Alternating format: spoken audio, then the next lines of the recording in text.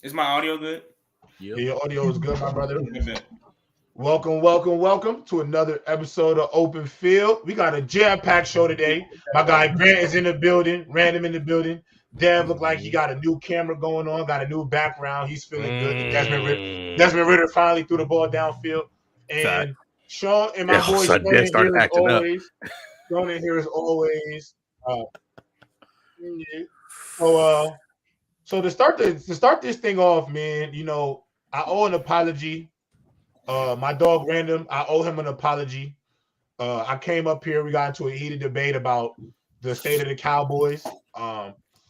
I've learned my lesson. I don't usually ever drink the Cowboys Kool-Aid. Anybody who's been watching me on Gridiron, you know I've never really been a Cowboys guy.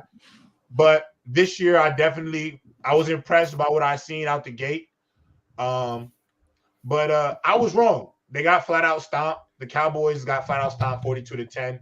I have a lot to say about the game, but obviously, as the host, I have to leave it to my panelists to set the tone. So with that being said, obviously, y'all thoughts on the game, Random, as the guy who, for a tooth and nail to tell us that the Cowboys are who we still think they are, please set the I don't get no credit either. Nah, you don't get no credit. I was paid just because you hopped on it after me. I'm driving this thing. No, I've been on that train. Yo, Shonen, let him start it off, and then you could come right now. In. No, go for it. Yeah, I'm gonna be 100% honest. Okay, it was from jump. The 49ers were the better team, but I didn't think. Even I'm gonna be 100% honest. I didn't think they were that much better than 42 points better. Good Lord. And one thing that we didn't talk about last week, that after the Cowboys run through the Patriots, right? They asked Dak a question about the 49ers in the post-game press conference, and he got mad about it. He's like, "Thank you for motivating us." Blah blah blah. That's what you call motivation, Dak? 3 interceptions, Dak? Look, the allegations are always gonna be there, Dak, because in big games you play like that. Brock Purdy, you wouldn't have thought this was his second year starting. That boy was darting all over the field. I gotta give him more credit too. We need, first of all, we might need to start having some serious conversations about Purdy, everybody on the panel, but that's a whole nother discussion. Purdy was putting it everywhere he could. Where you're going, I'll say it. Purdy was putting the ball where it needed to be. He didn't make any mistakes. And if they play like that, the 49ers are going places. Now, obviously, anybody out here saying the 49ers is going undefeated, y'all just don't watch. Y'all just don't realize how NFL history works. But all right, that was a piss poor performance by the Cowboys on national television. Out here saying that you want to put your name up there with the Eagles, with the 49ers as one of the best teams in football. You cannot come out and play like that. That was terrible. They dominated you in every facet of the game. Made Dak look like he was a rookie out there with some of them passes. Okay, Christian McCaffrey didn't even need to be out there. He was just out there handling light work. They could have done that with Elijah Mitchell. For real. Good Lord, I'm dumb because I'm gonna start spewing some heresy if I keep going. Y'all go ahead. Heresy. Word of the day, heresy. Word of the day, heresy. Somebody tell me the definition of heresy in the chat. Go ahead, Shoni. All right. Now I'm gonna say my piece. That's an SAT word right there. I'm gonna say my piece because I was also one of those people since week 1, since the Giants game. One of the things I said was, "Hey man, that offense is fraudulent." I stood by that. I don't care about the Patriots Jets game. I was like, there's deficiencies, obvious deficiencies with this Mike McCarthy offense that I saw. And the defense getting exposed by the Cardinals just showed another deficiency, which the 49ers ate upon. Yes, Trayvon Diggs is out, but they were going to get cooked regardless if he was there or not, to be honest, considering how Brock Purdy was playing. Trayvon Diggs was stopping Purdy from diamond last night. Facts. I would say that the biggest thing that I said last time we spoke is the 49ers were on a different tier than the Cowboys. I stood by that claim. You did say that. They're on different tiers. I said the 49ers were clearly a better team than the Cowboys. I stood on that. And man, oh man. I mean, I thought they were going to win. I thought they were going to dominate. But I did say, like, I don't know if they're going to blow them out. But Jesus, man. That getting exposed, that defense getting exposed. Micah Parsons getting exposed. I'm just saying, bro, a lot of stuff happened in that game that made it really nasty for the Cowboys. I'm gonna wait till my Not turn. towards the Michael Parsons. Not towards the Michael Parsons. I'm just trolling. I'm just trolling with the about to Parsons say. part, but there is ways to take advantage of him. I will say that. So I would. I stay That smoking game on that Cowboys national side, for television, sure. man. Now you definitely said they was a tier below. Right now they look that way. Go ahead, Dev. Your world. I think the thing that I'm surprised they got blown out, but the thing is they did show their flaws and then lost against the Cardinals. Mm-hmm. And I think that should have been a red flag for the Cowboys and how they lost to the Cardinals. And Dak was also kind of semi-mediocre in that game. Dak was he wasn't even mediocre this game. He was pedestrian, low-key, because he had 3 interceptions, 1 touchdown. And Brock Purdy was just dominant. He was just managing the game perfectly. They couldn't stop Kittle. Can I cut you off? Let me cut you over real quick because I forgot to do something. Let's shout out to our Players' Choice GOAT members. Cobra, Son of Radis, Comatose, In Clutch, Avion Plumber. Shout out to our GOAT members. If you want to be a part of Players' Choice community, the link is in the description below. Sorry, I forgot to put out the disclaimer. Go ahead, Dev. And you're good. And the thing is, what my biggest takeaway from this game was they just look overmatched on all levels from the field, from coaching to offense and to defense right now. I still think the Cowboys are a very talented team, but right now, like if you look at the 49ers, they have the best running back in football. Christian McCaffrey's been playing the best right now. Brock Purdy's been playing like a top 10 quarterback.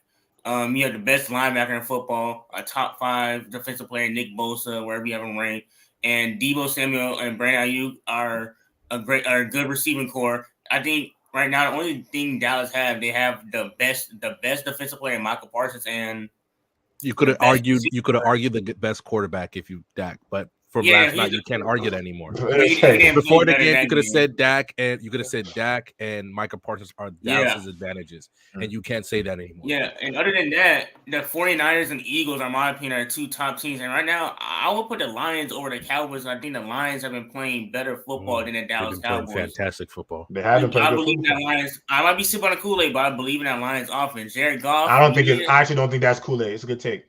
Mm-hmm. And we need to talk about Jared Goff, Rodell. I know you don't like golf, but Jared Ayers, baby, you come on. Shona, how many more games do we have to win before you give him just a little bit of love? Could he get a little love? Because his numbers aren't flashy enough, man. I said the Lions are moving me. His numbers are good though. J-Rod, the numbers are not flashy enough. He's not throwing for 350 every week. He doesn't have to. Jared Goff just knows how to get the job done. I agree. Yeah. Grant, what's your thoughts on the game? And then BMG, it's your world. You're muted. You muted, brother. You muted, bro. All right. Can y'all hear me? You good. We can hear you. I'm about to be like Mookie right now. Ladies, this is the thing, ladies and gentlemen. Are we even surprised? The Cowboys in prime time fall apart. And then while we sitting here like, really? I knew they were going to get destroyed. As soon as I saw that first drive go down the way it did, I was like, oh, yeah, this is going to be a 49er blowout. They got dominated on both sides of the ball. That 49ers offense was cooking the whole game. Dak threw 3 interceptions in that game. Before previously he was like, I want to not throw 10 interceptions all season. Brother, you just threw 3, so you got 7 more before you choke. We got 4. You got 4 in the season. I think the biggest thing is Dak couldn't get anything going. That offense couldn't get any plays moving, and that's what cost them. But the 49ers, and I'll stand on this, they're looking like this best team in the league after that. Because I think a lot of people, from what I saw, thought this game could have been very, very close. Mm-hmm. We didn't expect the 49ers to go out there and whip them after the Cowboys beat the Patriots 38-3. Mm-hmm.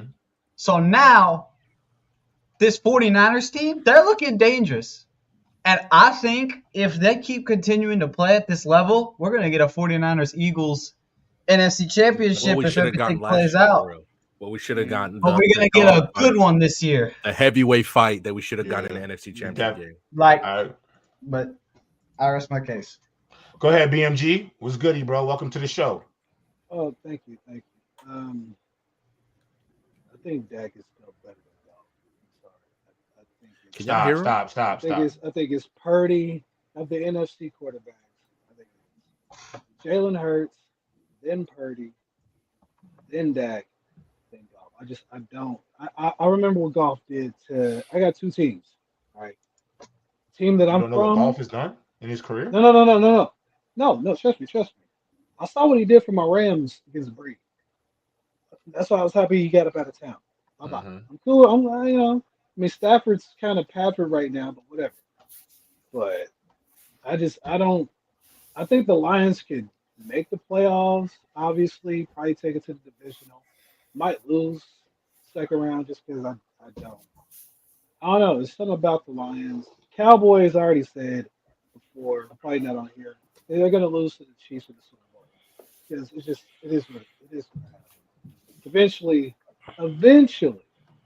the Cowboys are going to show that they actually could be a Super Bowl caliber team. But it's going to be Dallas 49ers NFC Conference Championship game. I don't believe in the Eagles. I don't. I like Jalen Hurts, but sorry, what did he say again? What was his NFC? Who's the last part? Who's your last part? Cowboys and 49ers. You're kind of low, bro. Yeah. Cowboys and 49ers? Not gonna lie, I can't hear you that well. How do they get past the Eagles after what you've seen so far? How did they get past the Eagles? Yeah, that's my question. I mean, have you seen the Eagles been playing this year? Yeah, but they have not looked anywhere near as bad. There's a difference between the 49ers undefeated and the Eagles undefeated. And they're still better than the Cowboys. So for me personally, I'm still gonna say the Eagles are the team to beat just because of the fact, like you just said, your point about have you looked at them lately? They're 5-0 still, and they have not played a complete game. And so that's what that's the thing to me that scares me most about this team, because I look at it like this. What usually happens late before the trade deadline? Most of the contenders make two more big moves before the year ends. I'm gonna give y'all some names that I think will end up that might be an Eagle by the end of the year. Don't be surprised if you see Justin Simmons from the Broncos in the Eagles uniform. Don't be surprised if you see a Patrick Surtain in the Eagles uniform. I know that sounds crazy. I know that sounds crazy, but the Broncos have already talked about they're probably in a blow-up mode at this point, the way it's looking. So the Eagles get an all-pro type level safety in Justin Simmons, or they add a Patrick Surtain as an upgrade from Bradbury. You got a team that is completely bolstered. The Niners got a pass rusher recently too. They got Randy Gregory. They got Randy Gregory. Yeah. So that's my point. Hold on. Let me finish. But that's my point, Shonen. Like, contenders always make power moves because you know what they say, the rich are always going to want to be richer. You know what I'm saying? And whatever puts you in the best situation to win, they're going to win. And I think the Eagles, in terms of the physicality of the Eagles, I love their defensive line still. I think they got just as good of a pass rush, if not better, than 49ers. If you're looking at Jalen Carter and don't see one of the premier defensive linemen in football, I don't know what level of football you've been watching. He's playing at an all-pro level at the defensive tackle position. You can put his numbers against every great D tackle in the league. That includes Aaron Donald. That includes Chris Jones. His numbers are literally right there. But with that being said, that's all right. I've been looking for you, Dub. But with that being said, being put on thumbnails. Nah. I mean, Dub, it's a good though. I gotta hold it up for early. It's okay to be a clickbait. That's what you are. I'm cool with it. That's like shit for clickbait. It's clickbait shit. But hey, Dub, that photo goes hard. But I love you, bro. It's also Dub. It's a good picture. I put you on the front. I put you on the front because I wanted them to come to the show. I know if I put you on the front, they're gonna tap in. You feel me? So that's crazy. I was also using you as clickbait. You feel me? That's crazy. It's neutrality. You know. It's not clickbait. But the thing is, let me just say this about the Cowboys, and then we'll move on to our next topic. So the Cowboys, straight up, one, Dan Quinn. And this is why I got to get to the X's and O's of the game. Who thinks it's a good idea to line up Michael Parsons majority of the game on Trent Williams? How long does anybody know? Does anybody know how long Michael Parsons has spent being a defensive end? Does anybody know? This year. This is the beginning of it. Does anybody know where Trent Williams is going to end up when his career ends? Hall of Fame. Going to Canton, Ohio with a Hall of Fame jacket because he's probably the best left tackle to ever play the game, or if not, one of the three best to ever play the game. So, Dan Quinn, schematically, what are you thinking?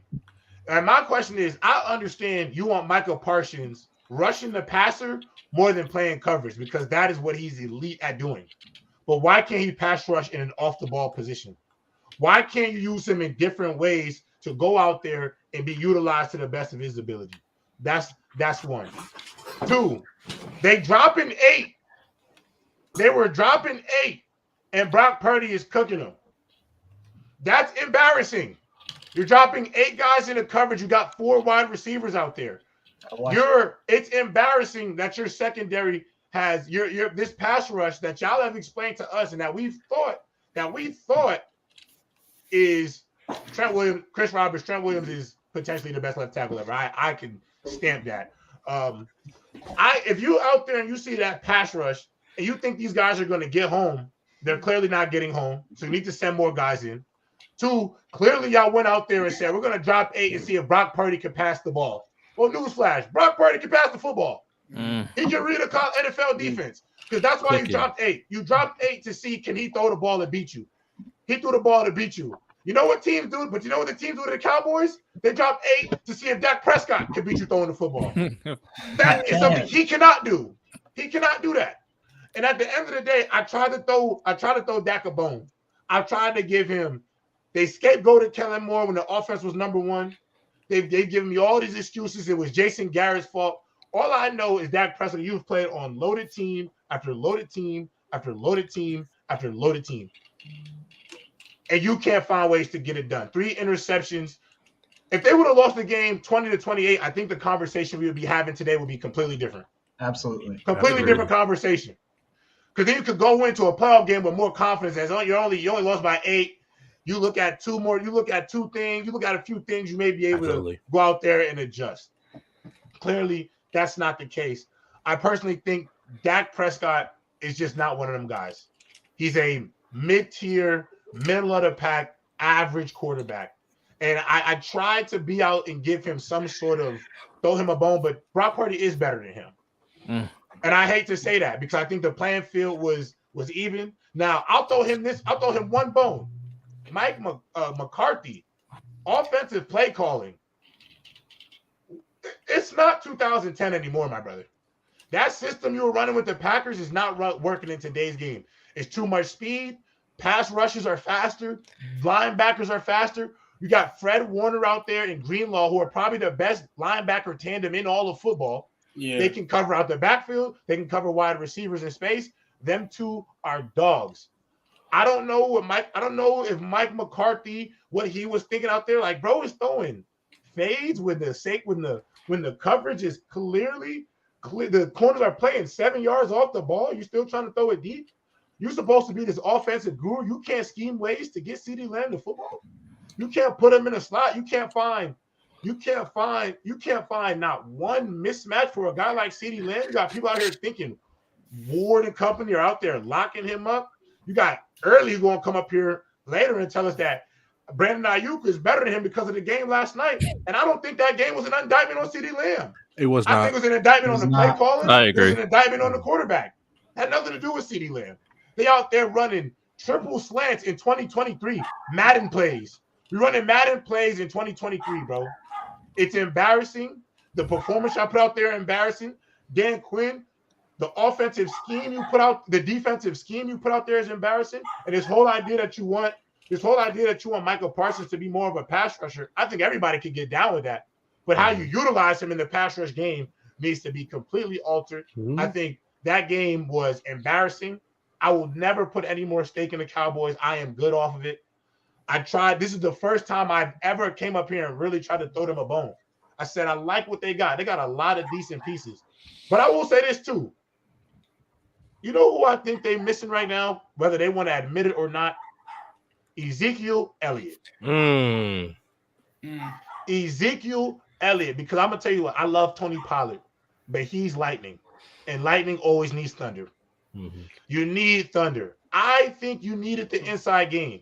At the end of the day, I don't believe that that Ezekiel Elliott can still break off a bunch of 60 and 50 and 80-yard runs. But if you need 10 yards, you need 5 yards, you need 3 to 7, you need to move the sticks. I think Ezekiel Elliott still could have did that for y'all in this game. They don't have that ability anymore. And I'm going to say something else. And I'm going to say something else that people didn't consider. And I didn't consider it too. So I am a I am a victim of my own lack of common sense. What's the big thing that everybody says? Dak's production went down every single year in his career. But guess whose pass attempts went up every single year? Dak Prescott. Putting the ball in his hands more. So clearly, if he's getting more touches than the running back who at one point in his career, by his first 4 years in the league, does anybody know who's leading the NFL in touches and carries? Ezekiel Elliott. Ezekiel Elliott. Then we were having some conversations about him. You pay the quarterback, you give the quarterback $70 whatever million. So his touch, so you start putting the ball in the quarterback's hands more. And I think that also attributes to some of his lack of product because obviously he got old. Obviously, he's not going to have some of the same explosion as he did before. But I think everybody tried to really throw Zeke to the curb, say he just wasn't a good football player anymore. And I think that was a harsh assessment by us. Dak got weapons. I can't really give Dak no excuse. You got weapons, you got O-line, you got defense. You don't play well, bro. And if it was up to me, fellas, my quarterback 2 would be Trey Lance, and I would be ready to get a situation where next year, depending on how this thing looks out, going into 2024, 2025, with Trey Lance as the quarterback. Because I don't think y'all brought him in just to be the backup for the next 5 years. You know what the funny statistic? The fact that the 49, Brock Purdy and Dak Prescott, if you watch the game and if you look at the statistics, Brock Purdy was pressured more than Dak Prescott. And despite being pressured, Brock Purdy was throwing dimes, whereas Dak Prescott couldn't even throw down the field without throwing an interception. Right. Like it just shows you the levels right now. Well, to give you guys some context, there is the Cowboys have an out after this year on Dak's contract. So maybe we obviously at the time you get to this point when you have your quarterback, you have to make these decisions. I know it was, and a lot of people in the media especially were like, how come they're not paying Dak in the beginning? We're like, look, this is just what happens with your quarterback, but you have to be able to find ways to know where your quarterback is lacking, either have honest conversations or prepare your team accordingly. The Eagles did that. They gave Jalen Hurts that money, but the team is still good enough around him, whether it's smart trades, smart contracts, and they found a way to still keep the team good. Dub can tell you that team's nasty, and they just keep drafting well also. So yeah, that's another thing. They draft really well.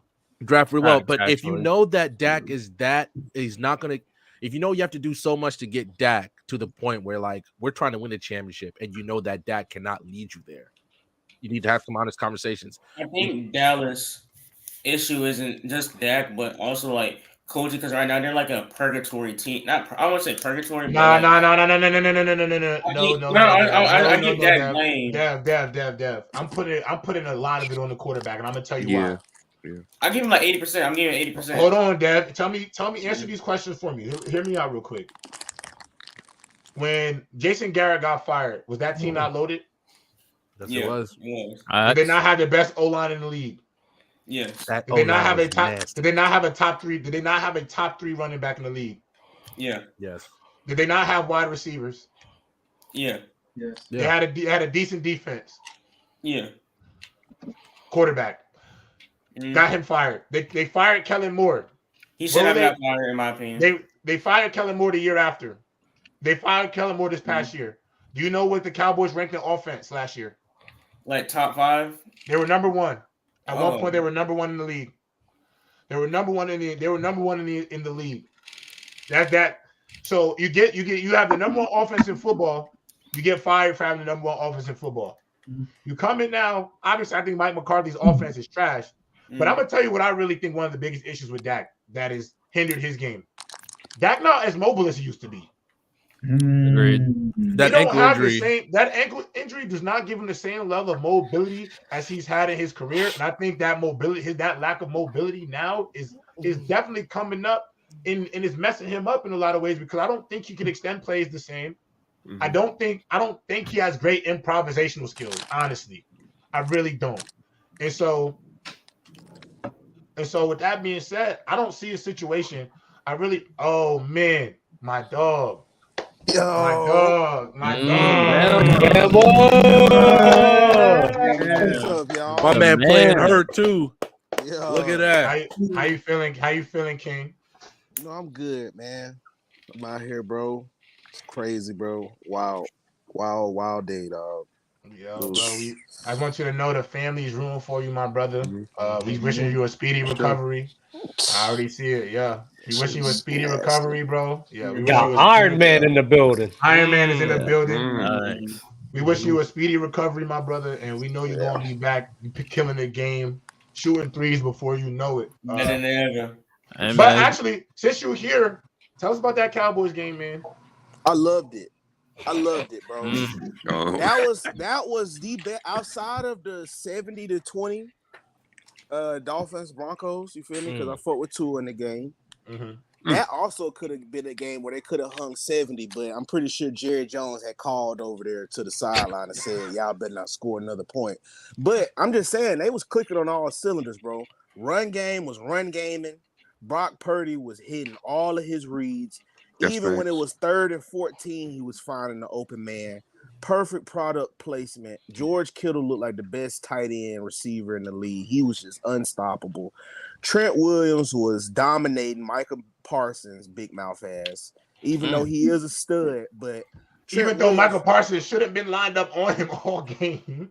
Shouldn't have been, but I feel like that's a part of the Cowboys' ego. Like they ego always go get the best of them, and that's what they get right there. Michael Parsons really think he's too good, but for me, I really feel like Trent Williams is the best player in the NFL, because if you think a quarterback is the best player in the NFL, well, the guy that protects him should be over that. And Trent Williams is nasty if y'all ain't seen the type of work he put in on these elite pass rushers, dog. Like, so, I mean, I liked it. I enjoyed it. Fuck the Cowboys. Like, I enjoyed facts. it, bro. That was artwork. That was artwork. Agreed. You know, we just need to humble the Cowboys. Wait, Shonen.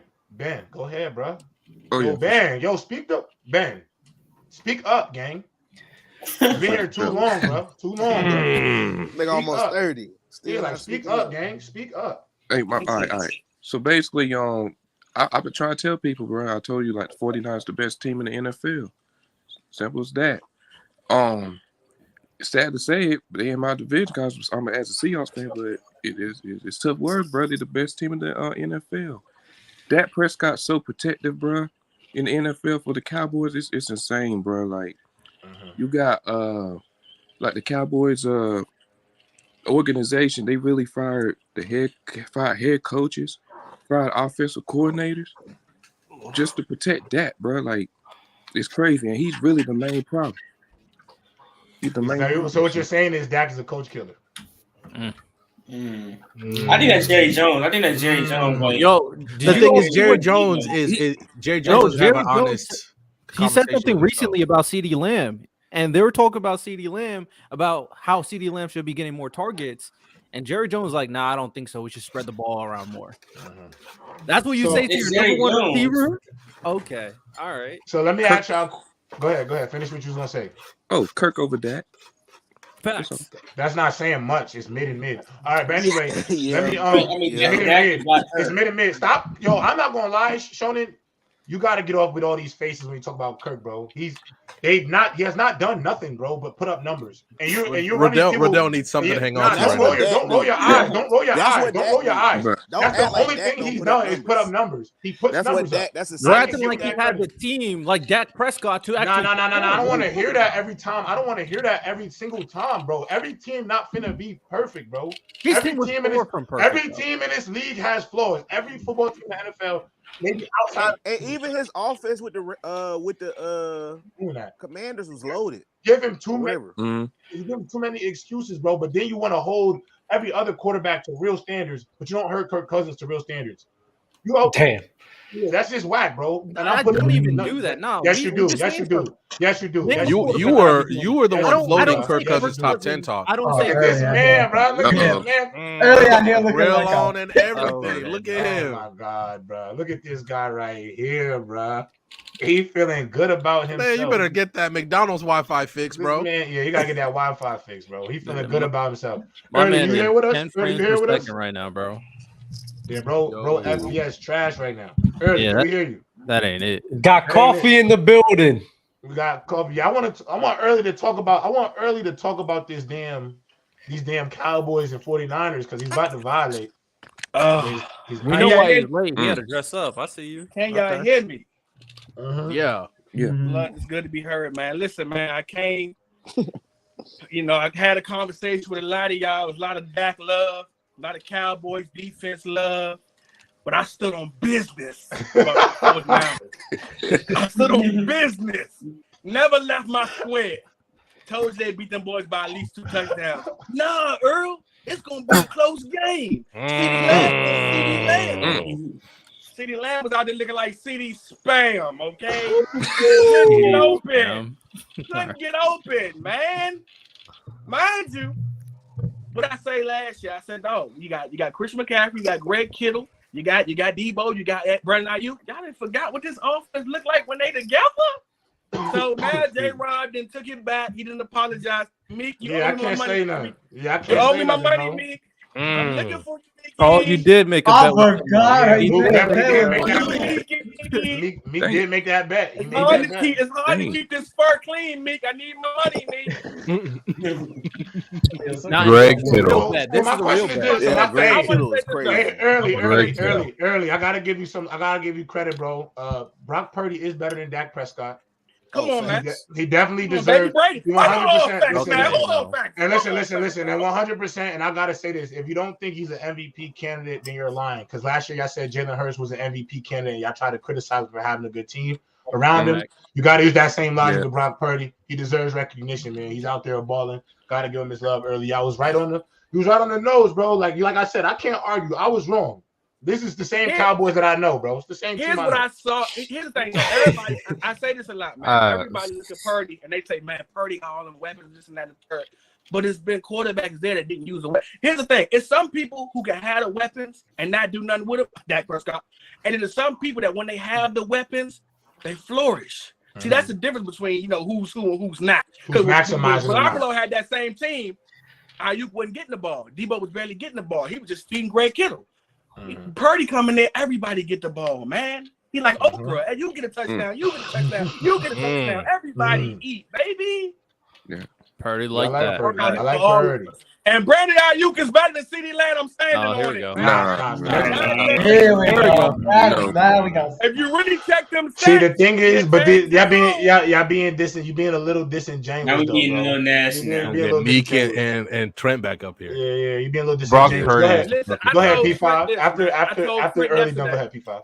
I told Trent yesterday. I said, Trent. I said, first of all, y'all know Brandon Ayuk over the first 4 games had 320 yards, right?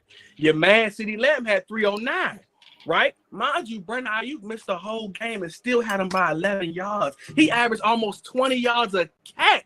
CeeDee Lamb got like 13. What we talking about? That's last year. We talking about this year. Brandon Ayuk is the way to go, man. Come on, man. Just saying. I don't know about that. Go ahead, BP5. What you got? I mean, Purdy's like the perfect game manager. I think he doesn't make mistakes. Y'all keep thinking game manager is a bad term. It's not. It's not a bad. All right, explain the term after P5. You don't game manage getting 42. He doesn't. Okay. What makes him that is he doesn't make mistakes. Mm-hmm. He doesn't do anything that'll like jump off. Like when you watch him, he won't do anything that'll just wow you. Like, oh my god, what an awesome play! But he's a guy that can make. But he's a guy that can make plays. He can make those outside of the pocket. He's generally accurate. He makes good decisions with the ball. Won't really make a ton of mistakes, like I said.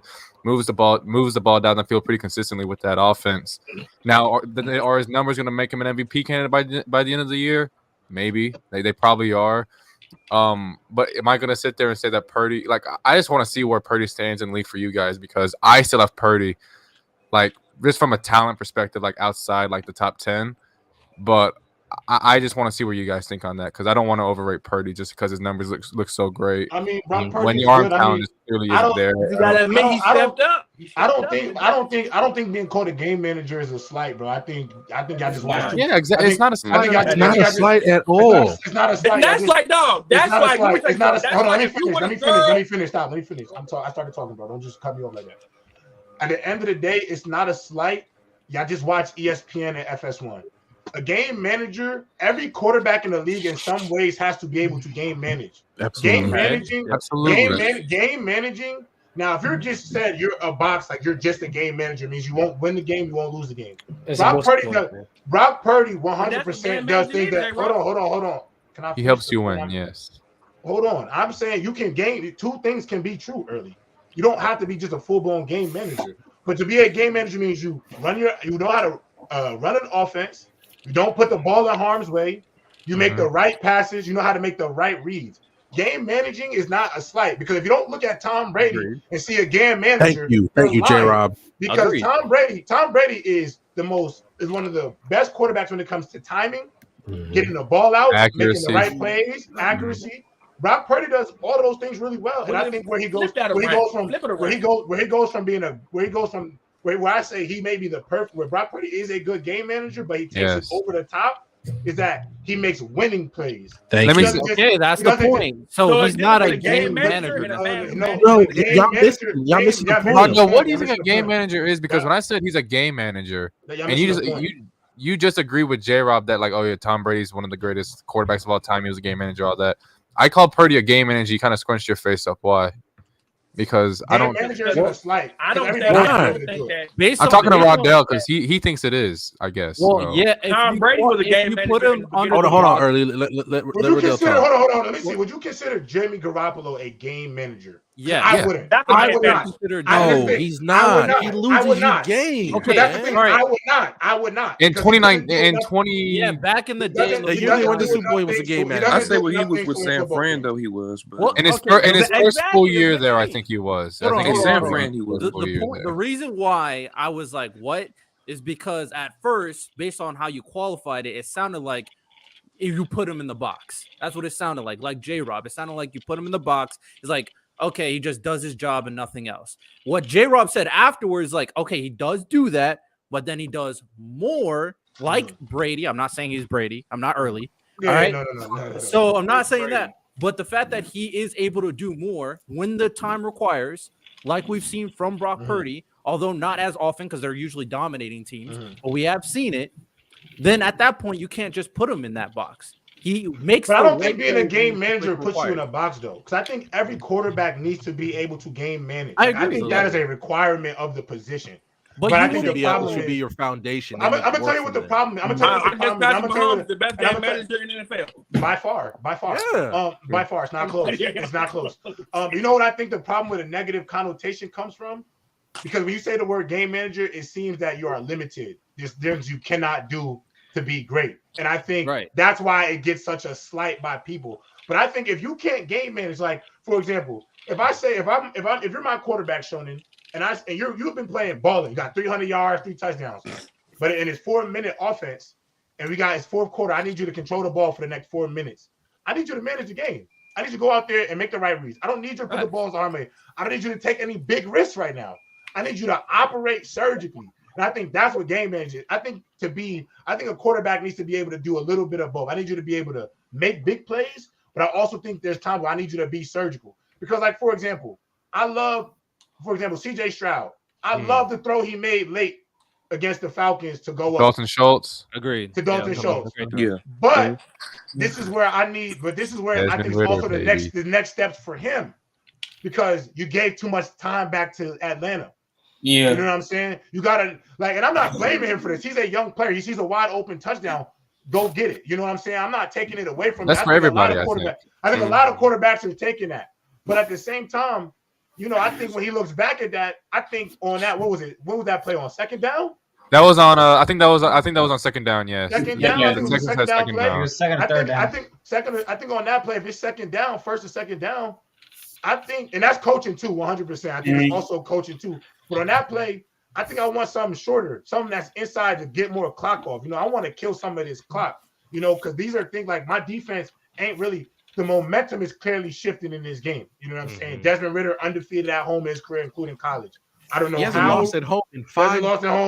I don't know. College, I agree with you. But if you describe Matthew Stafford, Meech is asking a pretty disingenuous question.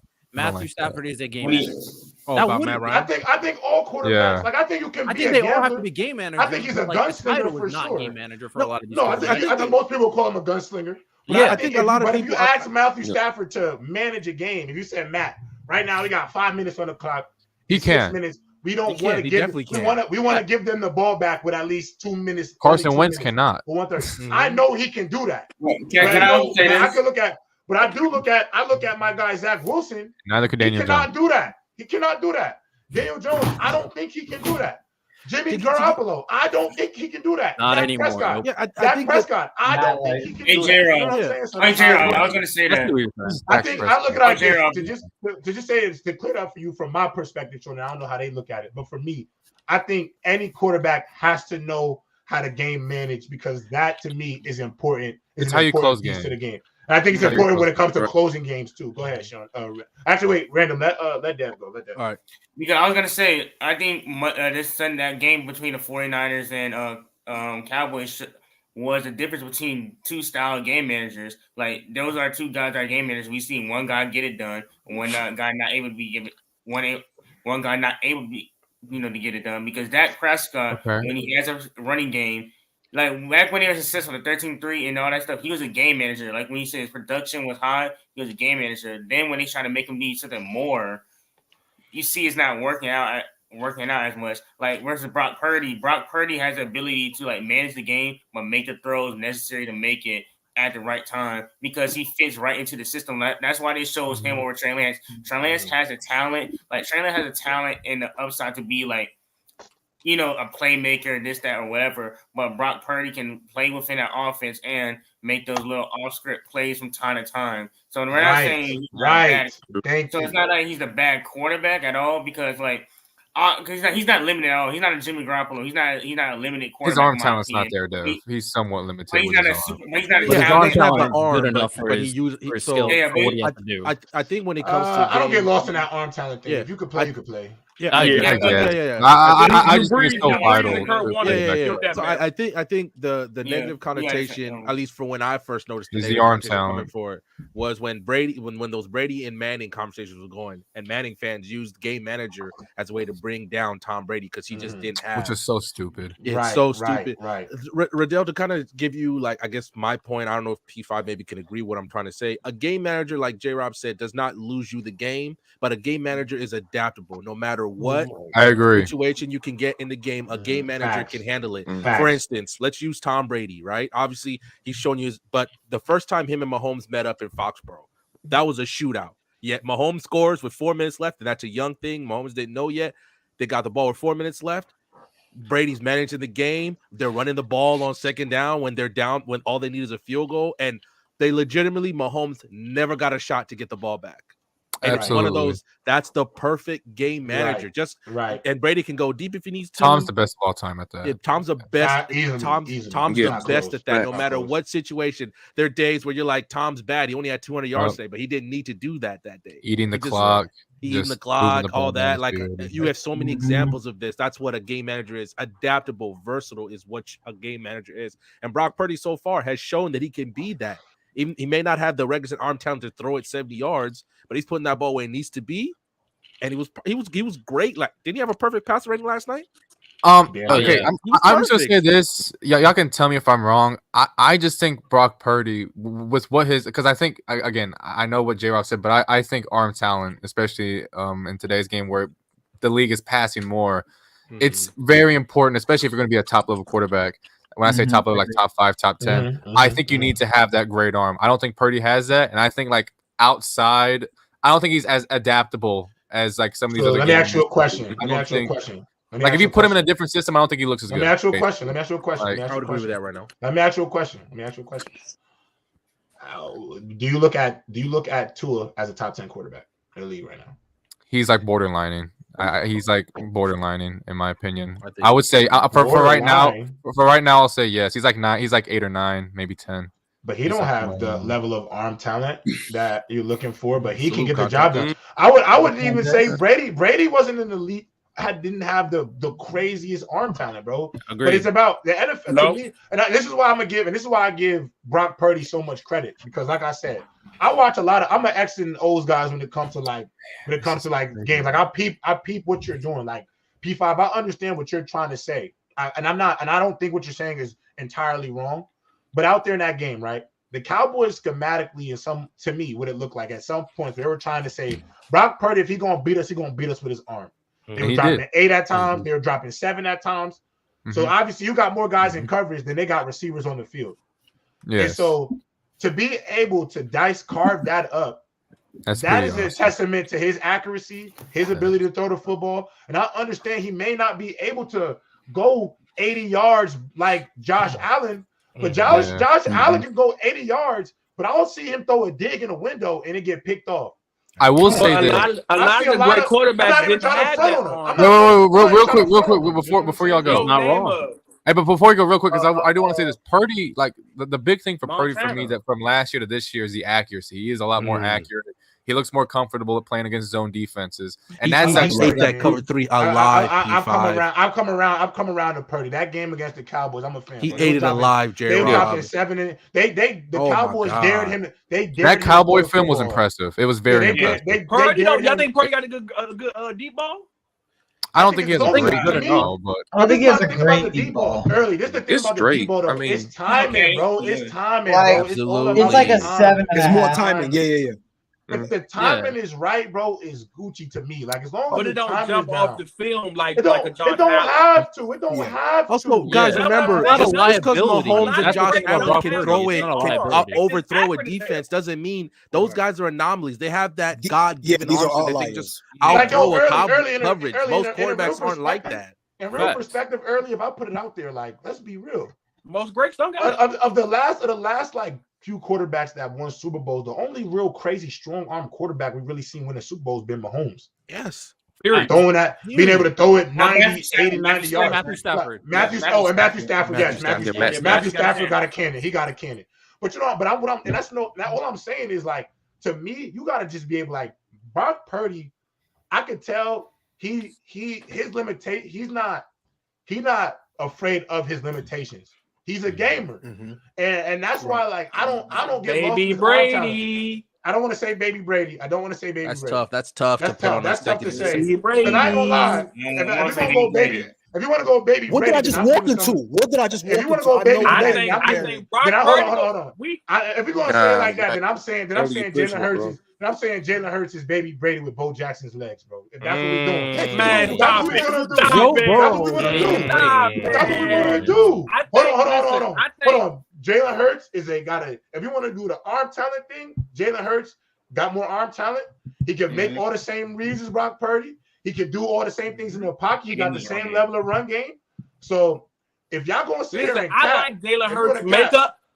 I like bigger, faster, stronger. But trust me, when Caleb Williams coming to the league, another guy from the DMV, y'all gonna forget all about Jalen Hurts, man. Actually, you know what's crazy about that? What the hell? What about? It's all about it, man. He won't be You don't have to lie, bro. You're not. Is that a Giants fan? Is this guy a Giants fan? You don't gotta come up here. You don't gotta come up here. You don't gotta come up here every day and just try to look for the highest take you can find. At the end of the day, nobody gonna forget about. They're not gonna forget about. Don't get me wrong. I think Caleb Williams is going to be a monster in this league, but they're not gonna forget about Jalen Hurts. Jalen Hurts is 100% one of the best quarterbacks in football. At the end of the day, his team has not played a great game, but he still makes the plays that need to get done. He still rushes. If you want to talk about being able to game manage and be able to make plays, Jalen Hurts does it all. I think Jalen Hurts does not, to me, get enough credit. I don't know why he's not in some of these Josh Allen conversations. Why is he not in some of these Justin Herbert conversations? Game's just not as sexy. Game's not as sexy. That's why. And I'm not on no hater shit. And don't start coming out and calling me a hater. I'm not on no hater shit. A lot of people come and go. Jalen Hurts team from Jalen Hurts. What it shows you that Jalen Hurts is come and going, bro? Yeah, I think and again, this is not a black or white thing. I'm really black. But I believe that. I know you the darkest up here. Most definitely. I don't think he said like the way y'all. It's the same way I was doing Lamar. Like I'm a fan of Lamar. I think a lot of times we do is, especially in the black community. We're not doing it. We already got the pro. I'm gonna be honest, bro. If you want me to be honest, bro, if he's gonna go there, I personally just think Early is a clear representation of the socialization of black quarterbacks to the masses, bro. That's not true. That's 100% That is true. not true. It's 100% true. That's It's not 100% true. true. Because I want you to know. No, let me finish. There's 100% a socialization of how we view that position.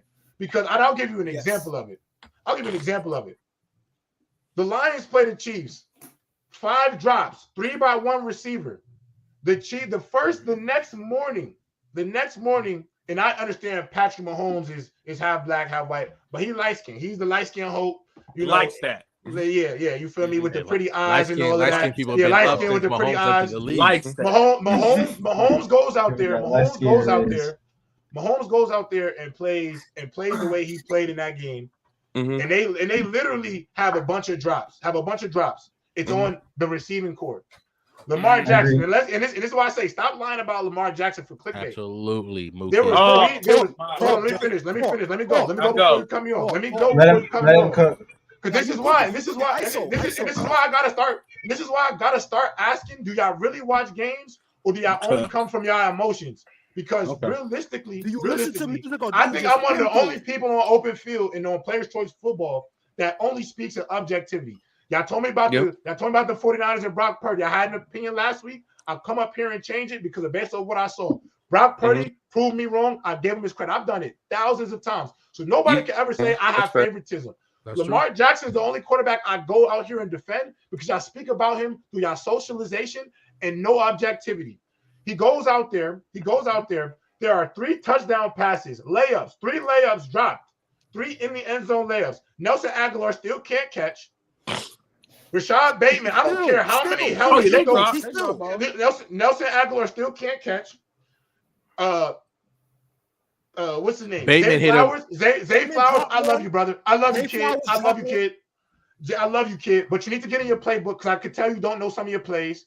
And he dropped 2 passes. Bro, he slipped. You got Mark easy Andrews. touchdown too. You got Mark Andrews. That is true. You got Mark Andrews out there dropping stuff. That is something that's an anomaly that don't happen. Rashad Bateman drops a walk-in. Hold on, context. He dropped the walk-in touchdown. He dropped a walk-in touchdown. That was trash. At the end of the day, they probably should have had 21 to 24 points. It should have been a 24-17, 24-10 game, and they should have won. Now, I can say 1,000% Lamar should not have thrown that pick in the end zone. I'm going to also say this. Y'all can tell me about that fumble. He has 7 fumbles on the year. I watched every single one on tape. I'm only blaming him for 2. And if you go watch the tape, 2 of them I say are his fault for sure. There's always an excuse for Lamar. These are not excuses. These are facts. Y'all just don't watch the game. Y'all want to go out there. And this is my thing. Y'all want to go out there to see him lose so y'all can come up here and say Lamar can't throw.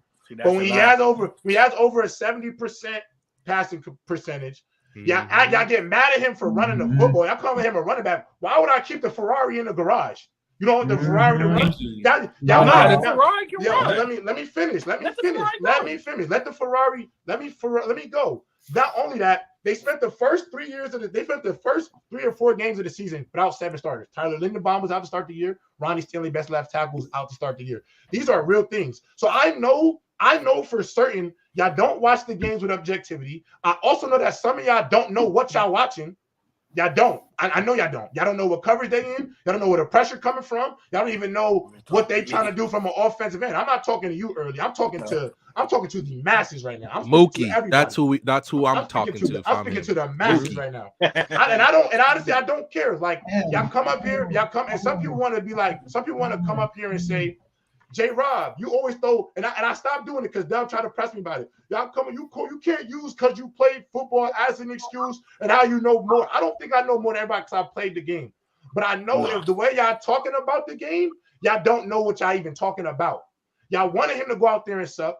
Mookie gonna be in our chat telling us Lamar sucks. But this is the same guy who will tell me about all the things that Justin Herbert's offensive weapons are not doing for him. I hear about what Patrick Mahomes' offensive weapons don't do for him. Riddell tell me about what Kirk Cousins' weapons and players on his team don't do for him. That's not a shot. I'm just putting it out there.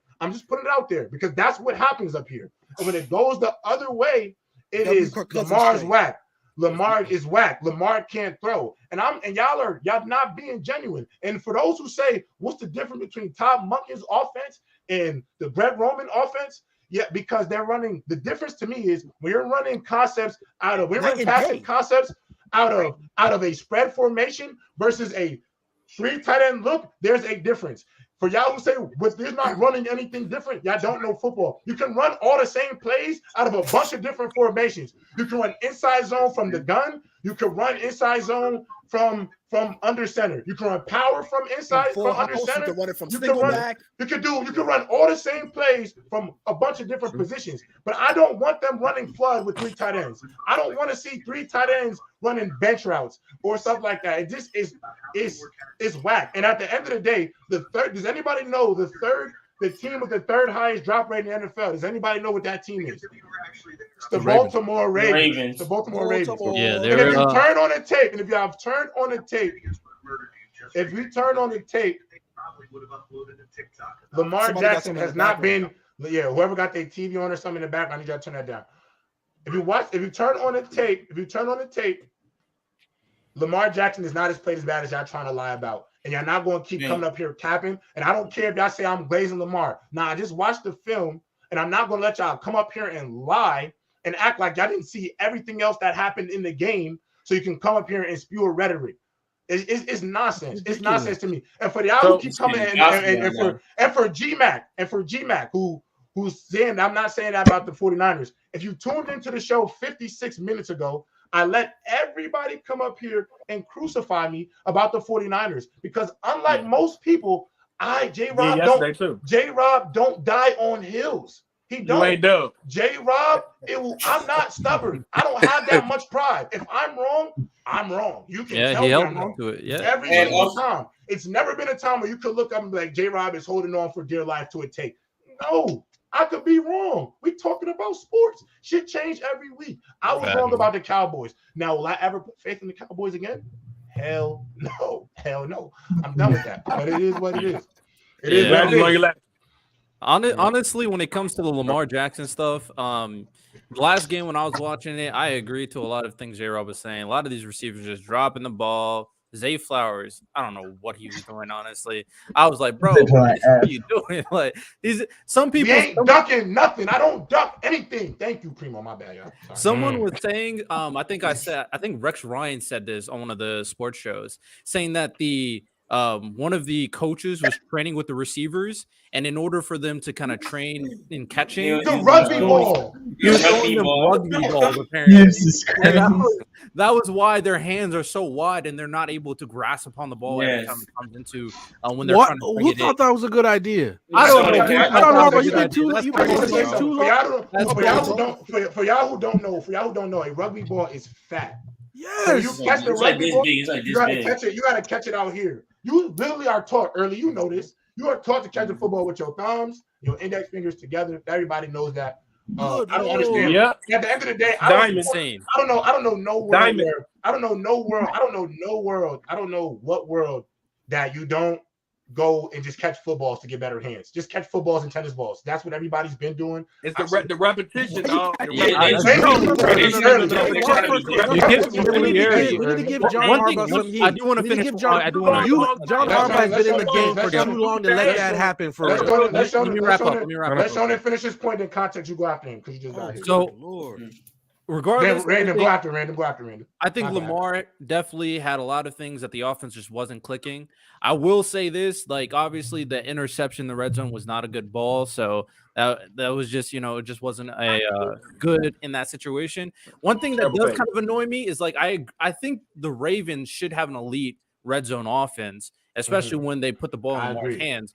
But it seems like they don't use their running backs enough a lot of the time. So it kind of gets like, okay, Lamar's going to get it. He's either going to run it or kind of do. But they do stay hurt, though. I want to say his running back core. Well, they had good running backs. Is Ray Rice. I don't say he don't know. Gus Edwards is a strong body though to run in the red zone. No, but the problem is they don't have backup, man. They play the running back position by committee, and it's whoever got the hot hand at the time. There's no one of the biggest issues in there. Everybody they draft get hurt. Facts. And I'm gonna say one thing, To be Sean, the that's guy. one of the biggest things people don't realize about this running back carousel that the Ravens got that actually hinders them.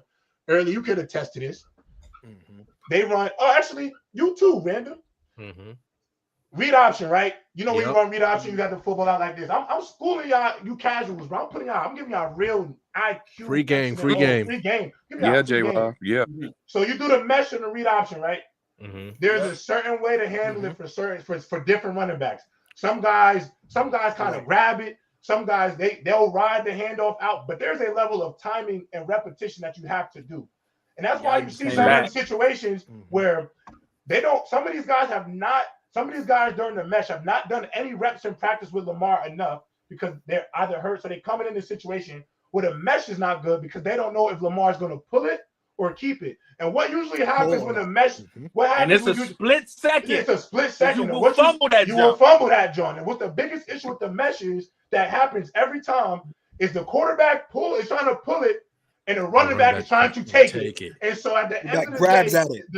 It messes it up. But that shouldn't really apply to Gus Edwards. He's been there for like the last 3 years. It shouldn't. But he's not. But wasn't he hurt last year? But how He was hurt last year. He's never been the guy though. He's never been the guy. He was hurt last year, so JK had the reps last year. Right. And Gus was hurt. I know that, but obviously he's still going to have the opportunities working with him so long to play with Lamar Jackson. Especially Gus Edwards' archetype is definitely more of a power back in the first place. Facts. So, but you gotta understand, you've done all your reps with J.K. Dobbins. That's your guy. Thank you. I'm expecting. Like you say, Gus was hurt last year, so JK got all the reps. And but now, JK also gets hurt a but lot. JK is the guy, though. Yeah, but JK's the guy, Riddell. Even in the when they're doing the first team reps, JK's the one getting all the read option reps. He's getting all of them. Maybe Gus Edwards will get 1 or 2 max. JK's getting all those reps. No, what I'm saying, I'm not saying that's the only reason, but I'm just saying that does matter because it does matter because it does play a role. Gus don't got vision. It does. Yeah, and Gus is a bruiser. And the problem is, and the thing is too, Riddell, one of the biggest things is when you have Gus Edwards, and I agree, he's a power back. You want to put him in goal line situations, but Mark Ingram. You still have to be honest. You can't be like you can't have him in and just running handoff powers because it's disingenuous from a defensive perspective. You can scout it now. You know every time. Tell me I'm lying, J-Rob. If you're a quarterback who does read option. A lot of times you'll see a quarterback that if he don't trust his running back's vision or his decisions, he'll keep the ball way more often than he will. That's a fact. I can see that. Plus, you guys also got to mention this. Melvin Gordon Jr. is on that team, or the third. They're not going to do that with him. He's a notorious fumbler. They're not going to do that with him. I don't even want him. So you only have one option to do it right now. I don't know how the other running backs on the roster. Hey, early. I don't even want him on the field with my dog right now. I don't even want him on the field. They only throw him the ball. They only throw him the ball for real. That's all they do when he's on the field. I will say this though. J-Rob. Pass catch, my boy. Pass catch, my boy. J-Rob, I respect you for what you did. Not put it like you put some blame on Lamar Jackson and all that type stuff. He still has to be better. But not he everything. Has to be better late. He still has to be better late for sure. Go ahead. That's the whole point because the thing is with Lamar. Let him finish that. He didn't finish his point. My fault. What I gotta say is I agree with everything you said about the receiver dropping passes and all this type of stuff. But I got to say this though, because Lamar Jackson fans and Ravens fans were telling me that hey, they got a receiver one there. Now he got offense. Mark Andrews is there. Hey, so like I mean, Odell ain't played the game yet. Odell ain't played the game yet. No, he played yesterday. He played yesterday. He got hurt. Yeah, he got hurt. He did get hurt again, which is crazy. Like it's. I think ultimately, what the Ravens need to do personally, I know this may sound crazy, bro, and I know people like stop it, J-Rob. Bro, just plunge and go get Devontae Adams out of the league. Hey, listen, whatever y'all need to do. They should have got DeAndre Hopkins, bro. That's all I'm gonna say. Like, bro, like the thing is, bro, and I love Odell. I love Odell. D-Hop, no, Devontae. No more excuses for him, dog. And that's the thing I'm saying. I'm gonna give him a little bit of grace because he's never had a legit number one, and I'm gonna give him that grace. Mm-hmm. He needs a Devontae, not a DeAndre Hopkins. DeAndre Hopkins to me lost a step or two, so I need a Devontae Adams, so that way I know for a fact. He lost a step. He's still one of the best receivers in the game, you can't get Devontae the ball. then you know, all right, you ain't legit. Jay does it. Devontae's on a contract. He doesn't really have control over where he's going. I'm saying he's he's playing. He has a better chance of winning than he does with Las Vegas. At the end of the day, early, I feel you about. Would you rather plunge and get D-Hop or Devontae? Now let's be serious. Devontae. I'm talking about the last offseason. But early, I will say this. Early, I will say this. The guy who's opening the phone booth. I will say this though. Early, I will say this though. I would still take D-Hop over what they got right now, except for maybe Zay Flowers. You know, no, I'm hearing you, but what I'm saying is that don't don't do that. Don't keep doing that. And that's the problem with the Ravens. Y'all always giving them these bullshit at the end of the road pieces, and then I agree with that too. Y'all looking like, oh man, I get your point. I get your point. You want to get somebody that's in their prime. I get your point. But it's not. But the thing is, though, but the thing is, early. My thing was, I didn't even think Lamar needed like.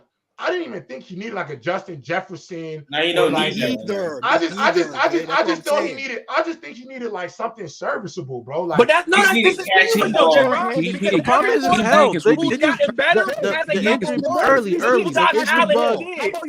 injury bug gets them every year, and it takes a chunk out of them every year. I don't understand how the Ravens are always like. Injuries just kill them every. I also think. I'm not saying it's an excuse, but it is something we see. But I also think too, and this is the Ravens. And I'm not mad at the Ravens because I felt the same way going into the season. Like I'm not too good to say this. I did going into the season. I didn't think they had the most dominant wide receiver core. I did think the core was better. I also was projecting a bit for what Rashad Bateman was going to be, but Rashad Bateman hasn't really moved me too much. Odell being never moved me, man. But the thing is, I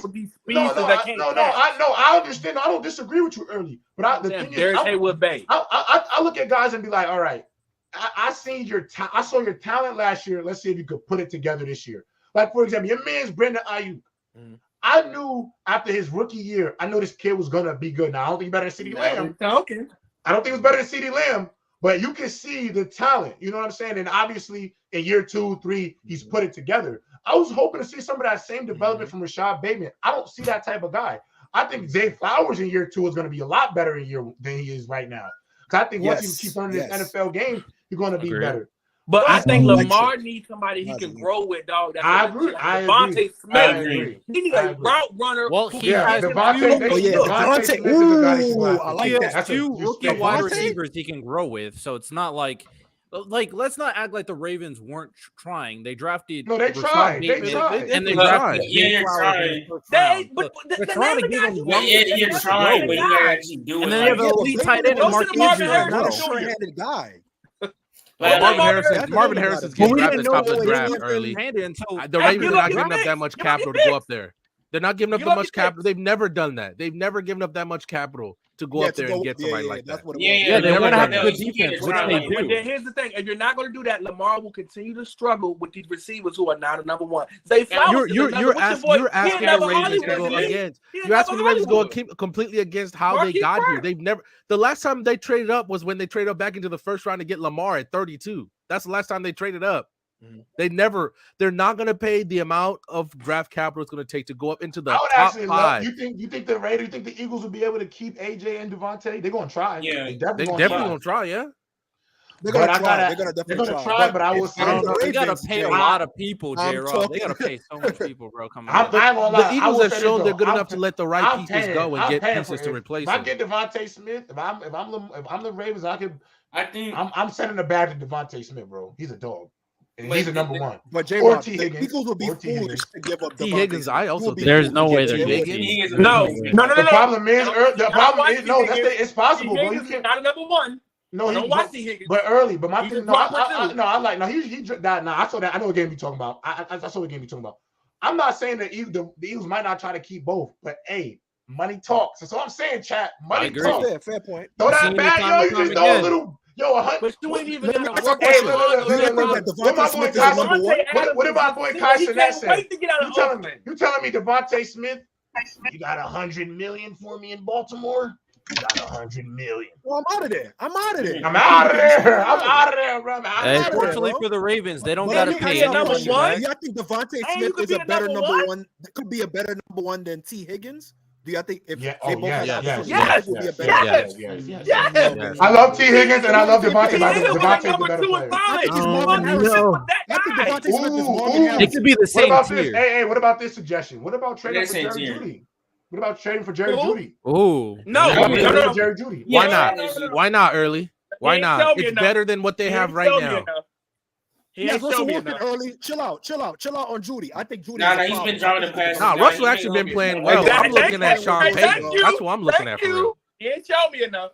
Yeah, but the Broncos Can I say are about, willing to sell him for like a pick, like even in the mid Oh, rounds. I think like, they'll you sell get him for- Jerry Judy right now, and whatever you give up is you'll be fine with it. I ain't gonna I lie, would that do should it. have went after Jacoby Myers. Goddamn it, he better than. I think the problem with another thing. I watched him last night. He was balling last night. Bro. Hey, Yeah, I J-Rob, watched Jacoby Jimmy G Myers is a never perfect covered gravy Devontae too, Adams. That's man. what I watched. Tough. I was like, He gets bruh, all those come on. grimy catches, man. He's He a get the perfect grind. gravy. Thank you. He gets He's the a grimy grimy catch bro. guy, man. He get it in Even traffic, that bro. even his first year with Brady, Brady would go to him for Nah, he grimy was- catches. Brady's So- last year with the Patriots. So can we move on though? Nah, 'Cause his catching traffic, he definitely do it. He definitely do it. Yeah, Can we move on though? Catching Because there's traffic in something the that we 90s have to. There's context. something that y'all gotta start really hearing me when I'm trying to tell y'all about this. Y'all say I'm a hater. No, Jay, before you do get into it, let me just ask you one thing. I just want to ask Go ahead. in the topic beforehand in regards to like game management, stuff like that. The pushback that I would give that I kind of agree with P5 was look at the situation with the 49ers when they had Alex Smith and then they went to Colin Kaepernick. Obviously, Alex Smith was the game manager, safe throws, certain things with his arm talent was questionable, and then they went away from him. So sometimes I agree with you. Obviously, game management, most quarterbacks are game managers. Obviously, when you're running an offense, when you're doing clock management, things of that nature. But then there are some times where you do need to step out of the box. And I feel like a team like the San Francisco 49ers, they may be, hopefully Brock Purdy can keep doing these outlier throws and step up plays. But I don't know. It's just up and down. I just feel like this is why I push back. No. This is why I push back. Context. Listen, I think two things could be true. This for me, every top 10 quarterback can game manage. And then the other thing, the other part of it that makes you top 10 or top 11, 12 is what's the other thing you have? Absolutely. What's the other thing that makes you great? You know what I'm saying? And so that's my thing. The game, I gotta say, I think you need to be able to do. Go ahead, bro. When it comes to a Alex Smith, I hit context. This is how you know I really watch football. When Alex Smith played for San Fran, he ran through head coaches. They ruined his mental. Ain't that like J. They especially at the start of his career, man. Knows his job is safe. The way he plays ball is a free, clear mind. Alex Smith was ruining it for him. He was always looking over his shoulder. Alex Smith was playing not to lose. Had all the arm talent. He threw one of the prettiest balls, but his mentality was always to play just not to lose. I don't want to lose my job. I don't want to lose my job. And he's playing not to lose. I got you. Look Also, at hold on, context. Let me add on to what Early's saying. Another thing is, so he gets Jim Harbaugh, right? Jim Harbaugh is notoriously very tough on his quarterbacks.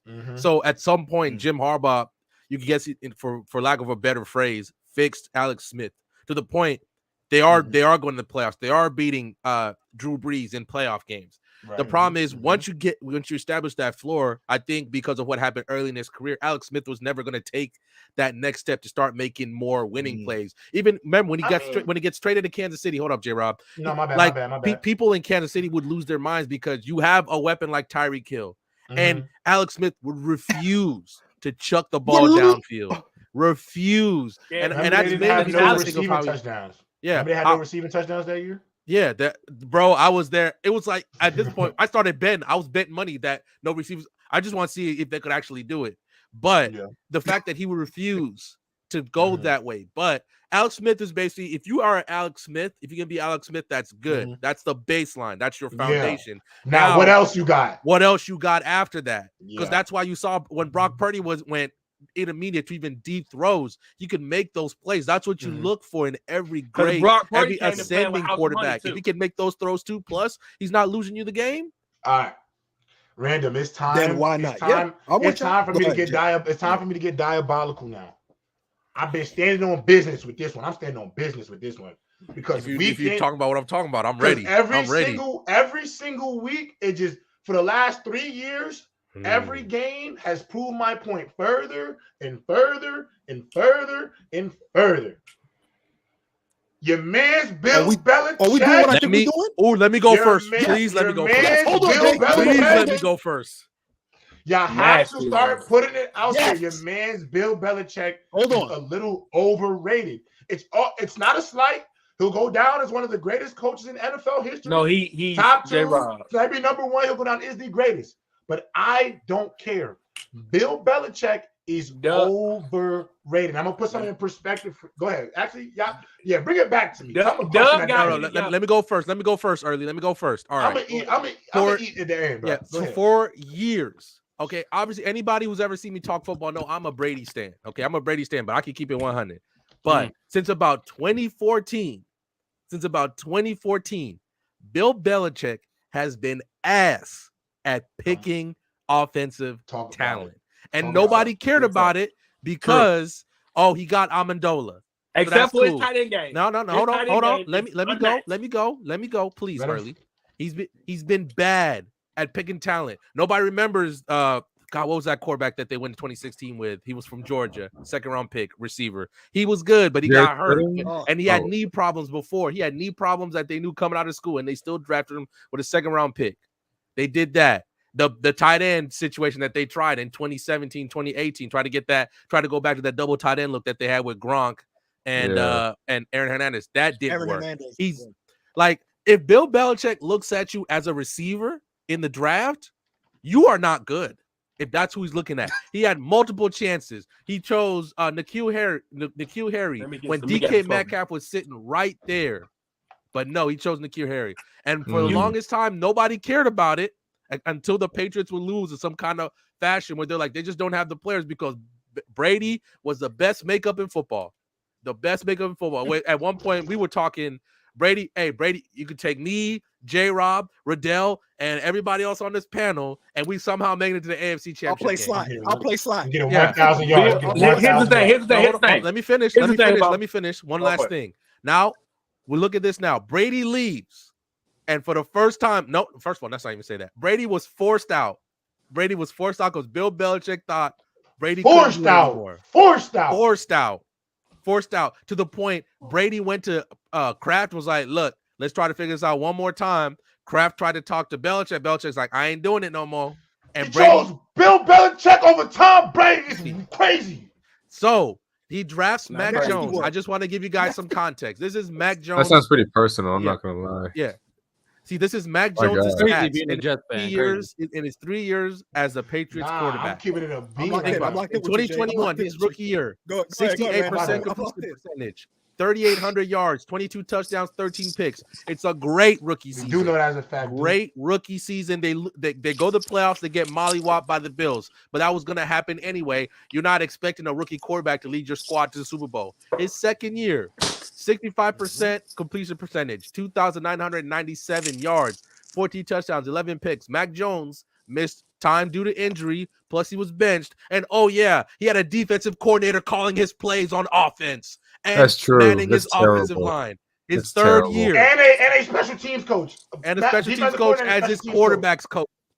And now this year, it's not rumors. So far, 63% completion percentage, 1,008 yards, 5 touchdowns, 6 picks. He's been benched twice already this season. You can blame Mac Jones.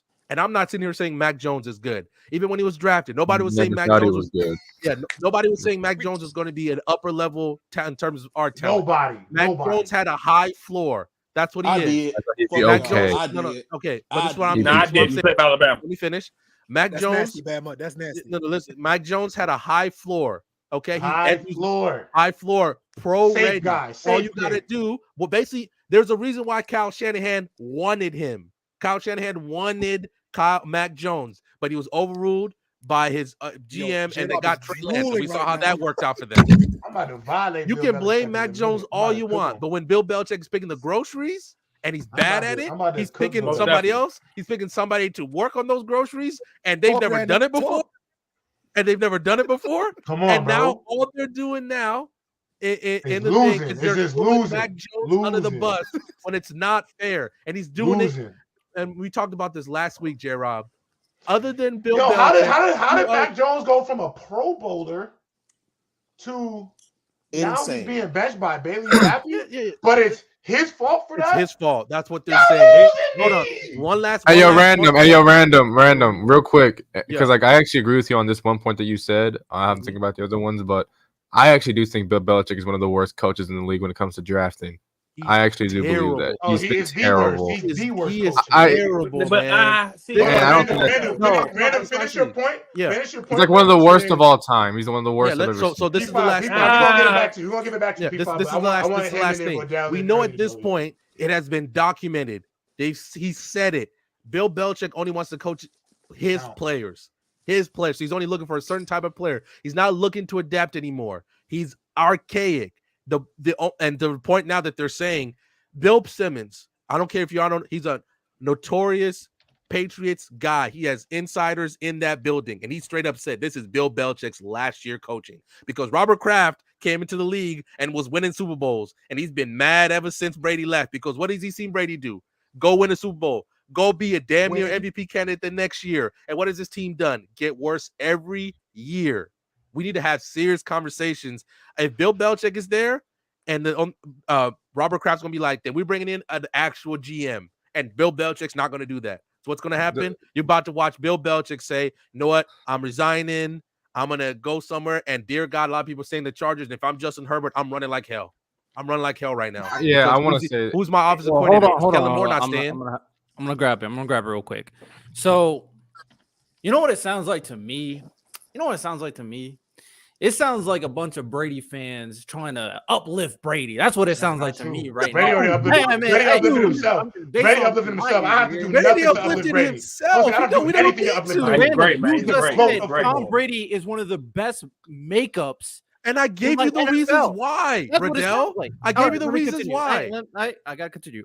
So when it comes to Bill Belichick, if you want to go out and go like, hey, Bill Belichick's a terrible GM, cool, crazy. I'm not mad at it because even Julian Edelman was like, bro, some of these guys that are coming on the team, they just not it. So I'll give you that. His scouting on offensive talents, not great. Not great. Downright horrendous. Not great. Not even good. He's not great. He's not a great Not even GM.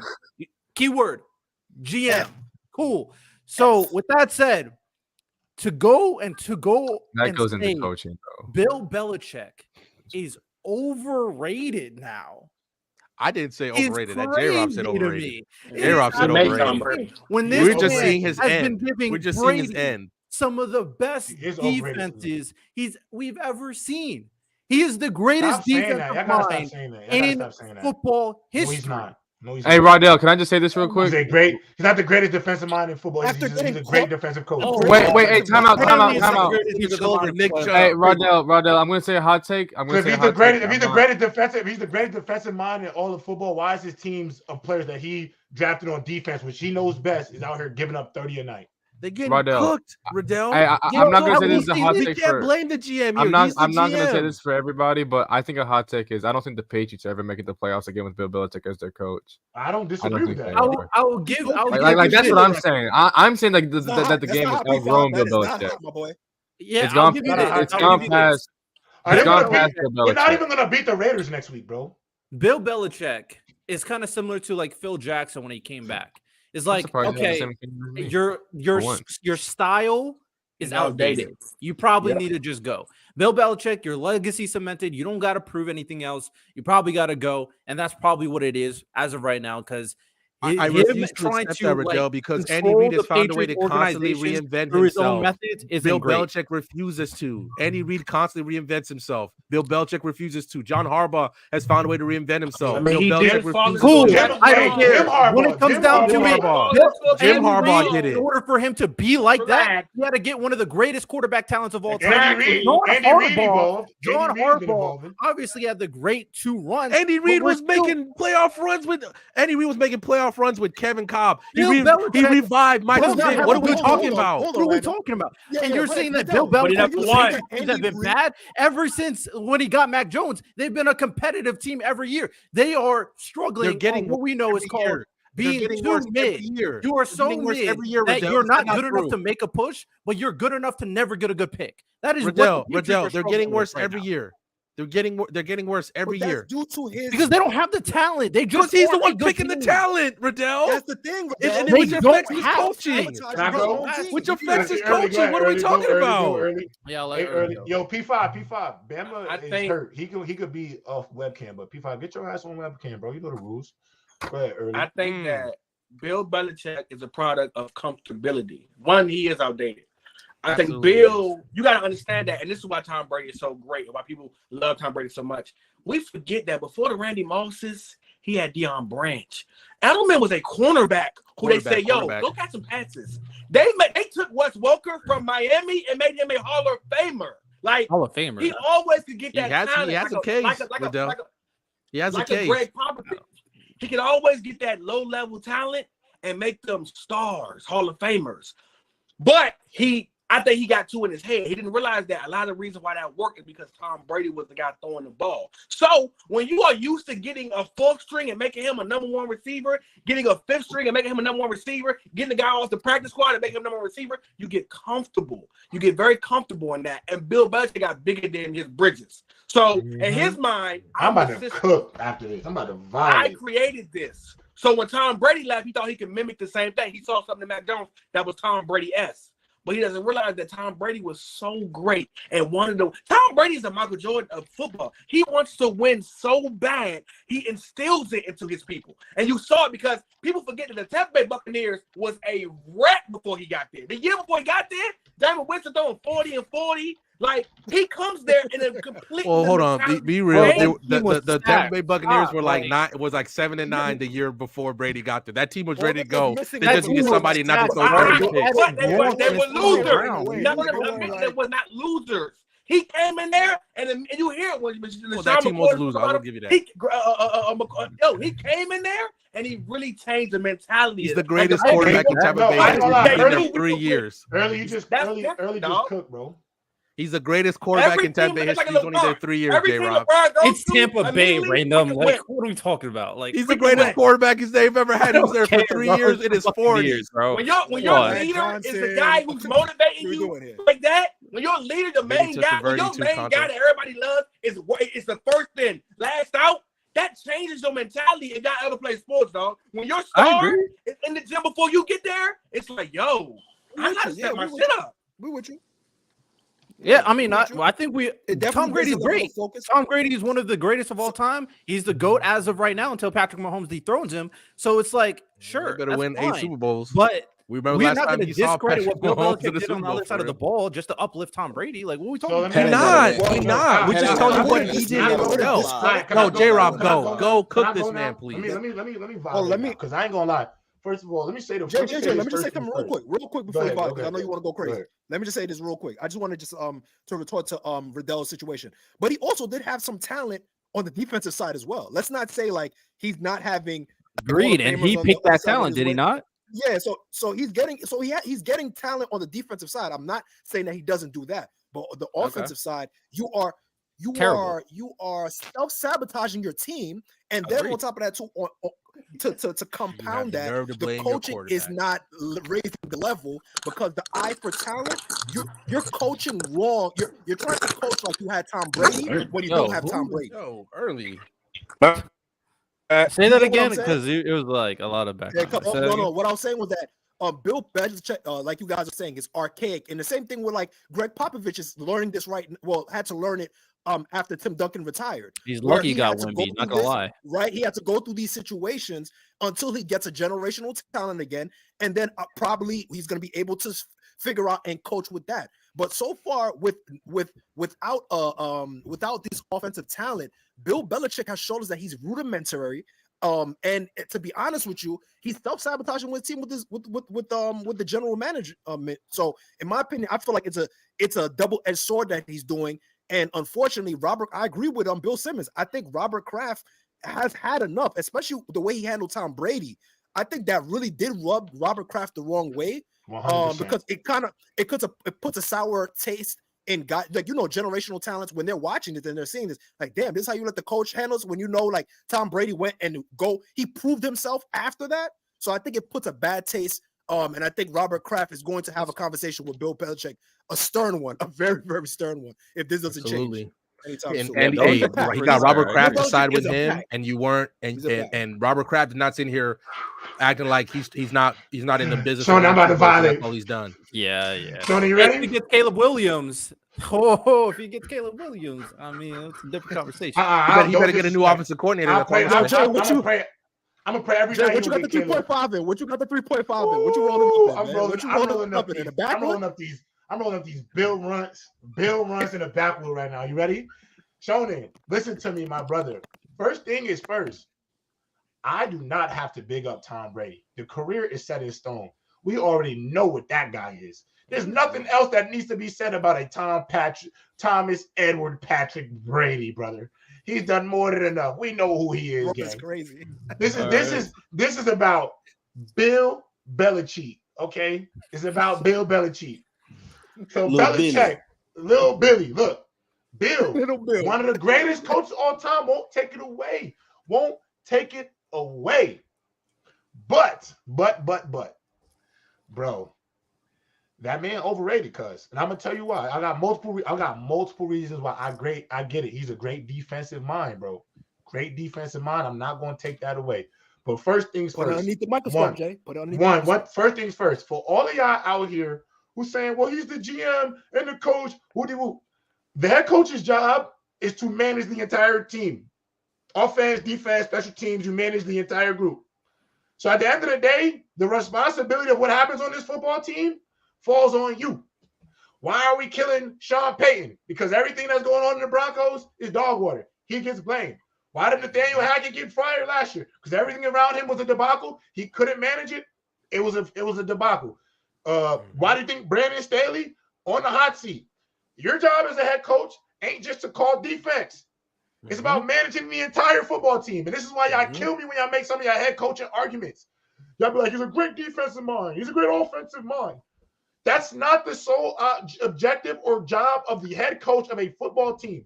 You have to be able to manage personalities, egos. You have to be able to get the best out of your staff. You have to be able to get the best out of your players. I think Early hit it on the head. He has also been a guy who has gotten comfortable because he's been able to get undrafted 6th and 7th round players to go out there and compete at a high level. Meanwhile, they don't talk about all the first rounders that he messed up on. Malcolm Brown. Not only that, Randall, players like Malcolm Brown, all that. This is the thing that nobody wants to talk about. One thing that nobody wants to talk about. When you have Tom Brady, you can maximize the talent of a Danny Amendola. You can maximize the talent of a Julian Edelman. You can maximize the talent of a Wes Welker. These guys, to me, if they had to spend their career with Phillip Rivers or Ben Roethlisberger, somebody like that, or Alex Smith, Matt Schaub in Houston, they wouldn't be Hall of Fame players. They would be packed up. Outside of Aaron Hernandez, Randy Moss, and I would say Rob Gronkowski. Those are the only 3 players that I would say could have been elite anywhere. Could have been elite anywhere.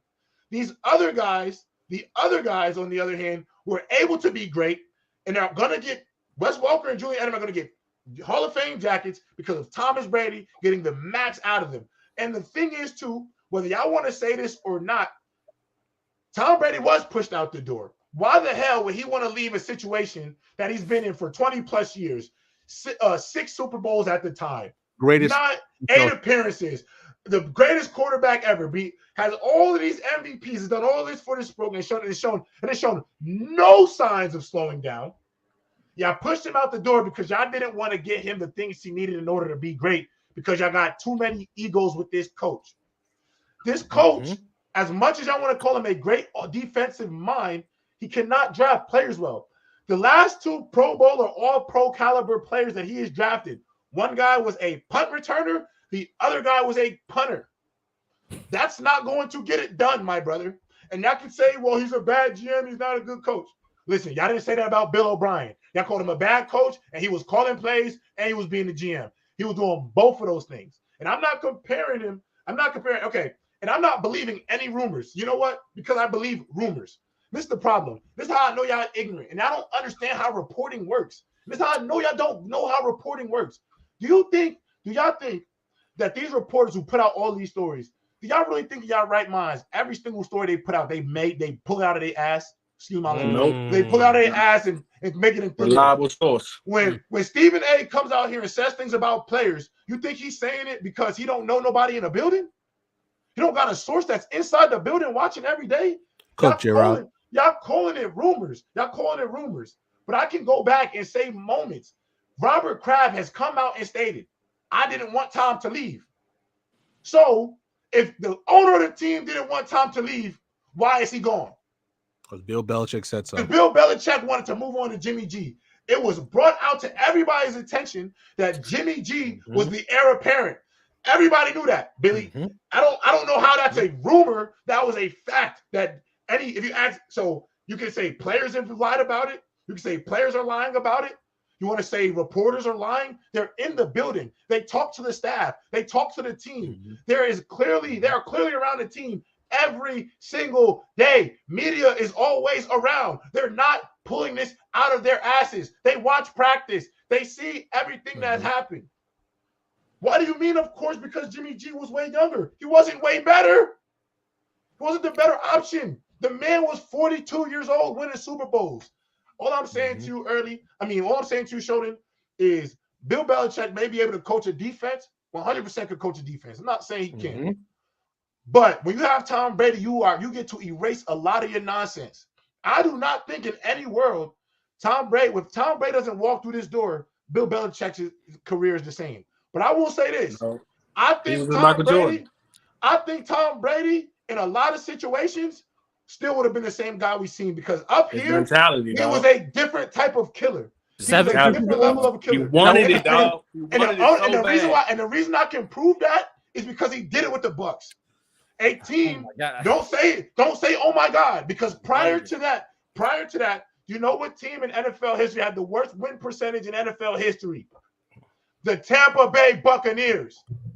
That team was stacked. A historical loser. No. Listen, Riddell is right. That team, that team definitely had talent. But they were all losers. They're losers. But think about it. Leonard Fournette, Riddell does not go there if Brady's not there. Leonard Fournette does not. Okay. People start going there. They even had LaShawn McCoy for a little bit. He got LaShawn McCoy a second ring sitting on the bench. People don't. Antonio Brown does not go there if Brady's not there. I agree, but the claim that Tom Brady can just do this on any team, especially. I'm not saying he's going to win 7 Super Bowls, but he's going to be a Hall of Famer. Tom Brady's an anomaly. This is how I know. Maybe I agree. Tom Brady needs the opportunity of being a late round pick. The Bucs were 7-9. Stop it, J-Rob. This is how I say you don't even listen to what I'm saying.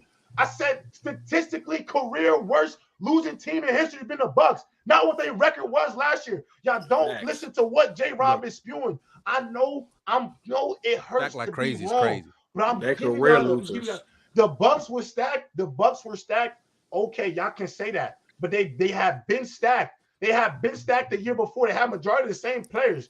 Only a few guys came in, but they still couldn't get it done. You know what the common denominator was? The quarterback. Jameis Winston, you guys, I keep telling me about stacked teams. You know how many stacked teams I've seen lose in playoff games? With what quarterbacks? You haven't seen it. How many stacked? You haven't seen the stacked teams? I've seen stacked teams with terrible quarterbacks lose. Yeah, I've seen stacked teams with good quarterbacks lose. I've seen so many stacked teams. Do I need to hold on, Riddell? Do I need to refer you to the first half of Peyton Manning's career? Y'all gotta stop. What about it, bro? I don't think Peyton Manning's as good as Tom Brady. Stacked teams. Stacked teams, and he was losing. I'm gonna be honest with you. And also, I don't think because you remember the Colts were 9. Bro, Edwin James in the backfield, Reggie Wayne, Marvin Harrison, Dallas Clark, Bob Sanders, Dwight Freeney, like Robert Mathis. That team was stacked. What are we talking about? Is your mic good? Yeah, I'm good. I'm good. All right, everybody talking to me about stacked team. I saw a 16-0 Patriots team lose, so stop talking to me about stacked. Football is any given Sunday. Let me ask you this early. Your Carolina Panthers, when y'all went to the Super Bowl, who was the more stacked team on paper that year? I think the you talking about 2015 or 2003? No way. As far as what they had offensively and defensively, because people forget. No way. The day of way. Thomason. No, because you got to remember Luke Kuechly. Luke. I'm not Luke Kuechly. What Von Miller himself said: if we played that team probably 10 times, we probably only win one time. No. Listen though, J-Rod. What you got to remember is this though, J-Rod. You got to remember. So he knew the team was better. That's what I'm saying. He knew that. No, team. yeah, but that was a generational defense by the Broncos. Cam Newton. The biggest thing with Cam Newton. It was so the biggest good. thing was Cam Newton, and is the unreliability of a lot of the receivers at the end of the We day. had Cam nothing. Kelvin gone. Devin Funch is gone. That's what I'm saying. He was a one-man that Jimmy G 49ers team that lost to Pat Mahomes, that wasn't a stack team? Jimmy G is mid. We all know this. But that was hold on. Hey Rob, they it's not true. It's not true. It's not Here's true. the thing. They keep telling me about stacked teams, and I'm telling you, stacked teams lose too. It don't matter. Here's the thing, though. No, I agree, but the difference in the Buccaneers situation is they were stacked, and then they had a Hall of Fame elite quarterback. Every team that Tom Brady won, his teams were stacked. Every single one. But go ahead and no, lie. I don't think every go ahead and lie. J-Rob. What a good. Let me say something. Because like you said, a lot of the weapons weren't Falcons. What a good quarterback does. Who's the better team on paper? Hey man, Matt Ryan just choked. Oh no way! The Patriots were better. The Patriots were better. No. The Falcons were better. Stop it. No, they were not. They were not. The Patriots were When they were up, better. they ran the damn ball. Period. No, the Patriots were better. That's that game. The Falcons started off hotter. That's what happened. They were just the Patriots. That was a better team. The Patriots had a better team in 2016. No, you don't get. What are we talking about? 7-3 on the team. You think the Patriots had a better offense than the Falcons? You don't do that. Okay. I don't think so. I don't think so, Random. I think that Patriots team was better. That Patriots team was better. They wasn't. But I'm saying the thing that just pissed me off is like I just hate this whole stat way thing better because it's not crazy. the NBA. It's not the NBA. Y'all not taking Mohamed Sanu over Jalen Edelman. You're not. No, not the NBA. The advantage that they had, the Falcons had was Julio Jones on offense, and that was it. Fellas, Go ahead. I'm gonna give you what a prime example of what a quarterback changes. What a quarterback does when you have a legit quarterback. I'm gonna give you the Denver Broncos, right? When they had Tim Tebow, you didn't know Eric Decker was good. You thought Demaryius Thomas wasn't that good. Peyton Manning gets there and immediately turns him into 1,000-yard receiver. The Jets 55 touchdowns. We paid for the Jets play for Eric Decker. What a good quarterback does, you cannot replace a legendary quarterback. Peyton Manning made us cash for Eric Decker, bro. We paid Eric Decker a bag because of Peyton Manning, bro. Agreed. He did have 1,000 though. He did have 1,000 yards with the Jets though. Every year. He did have 1,000 yards with us. What a good quarterback does. Now, I'm gonna do an analogy, right? It's almost like this: if you go to work every day, right, and someone paves your roads when you sleep at night before you go to work every day. So every day you go to work, your road is smooth as hell, right? Somebody pave your roads every night. You go to it's fresh roads every day. If they disappear, now when you go to work, you're like, damn, it's bumpy as hell out there. But you ain't used to it being bumpy because the roads are always paved. Right. That's it. Honestly, J-Rob. Yeah, I ain't gonna lie to Random. Devontae Freeman that year, you gotta give him credit. He was bunky in the year they went to the Super Bowl. So that's two. That's two things. We thought he was gonna be the next one, bro. Didn't they have Roddy? Wasn't Roddy White with them too? Still? No, Roddy White was over that. They had another receiver though. I just don't. Mohamed Sanu was the other guy you're thinking about. Mohamed Sanu, yeah, he was solid, bro. Tyler Gabriel. The 2012 49ers. Taylor Gabriel was another one. Number 2. Hey, one thing. Mohamed Sanu was number 2 on the Falcons. Julio Jones was. Y'all know who Julio Jones was? I said Julio was. I said Julio. I gave the Falcons Julio. Shout out to Julio Jones. Shout out to Julio Jones, the second best receiver of his generation. Second best receiver. He could not be covered. AB, because AB is number 1. AB number 1. Bro, AB. I would say AB than Julio the general. Bro, actually, AB, Calvin Johnson, Julio. Hey, J-Rob, 10 years from now. J-Rob, 10 years from now. J-Rob, 10 years from now. 10 years from now, we're going to have to be telling somebody, like, y'all don't know how much of a beast AB was. AB was so different, bro. AB was so different. You want to talk about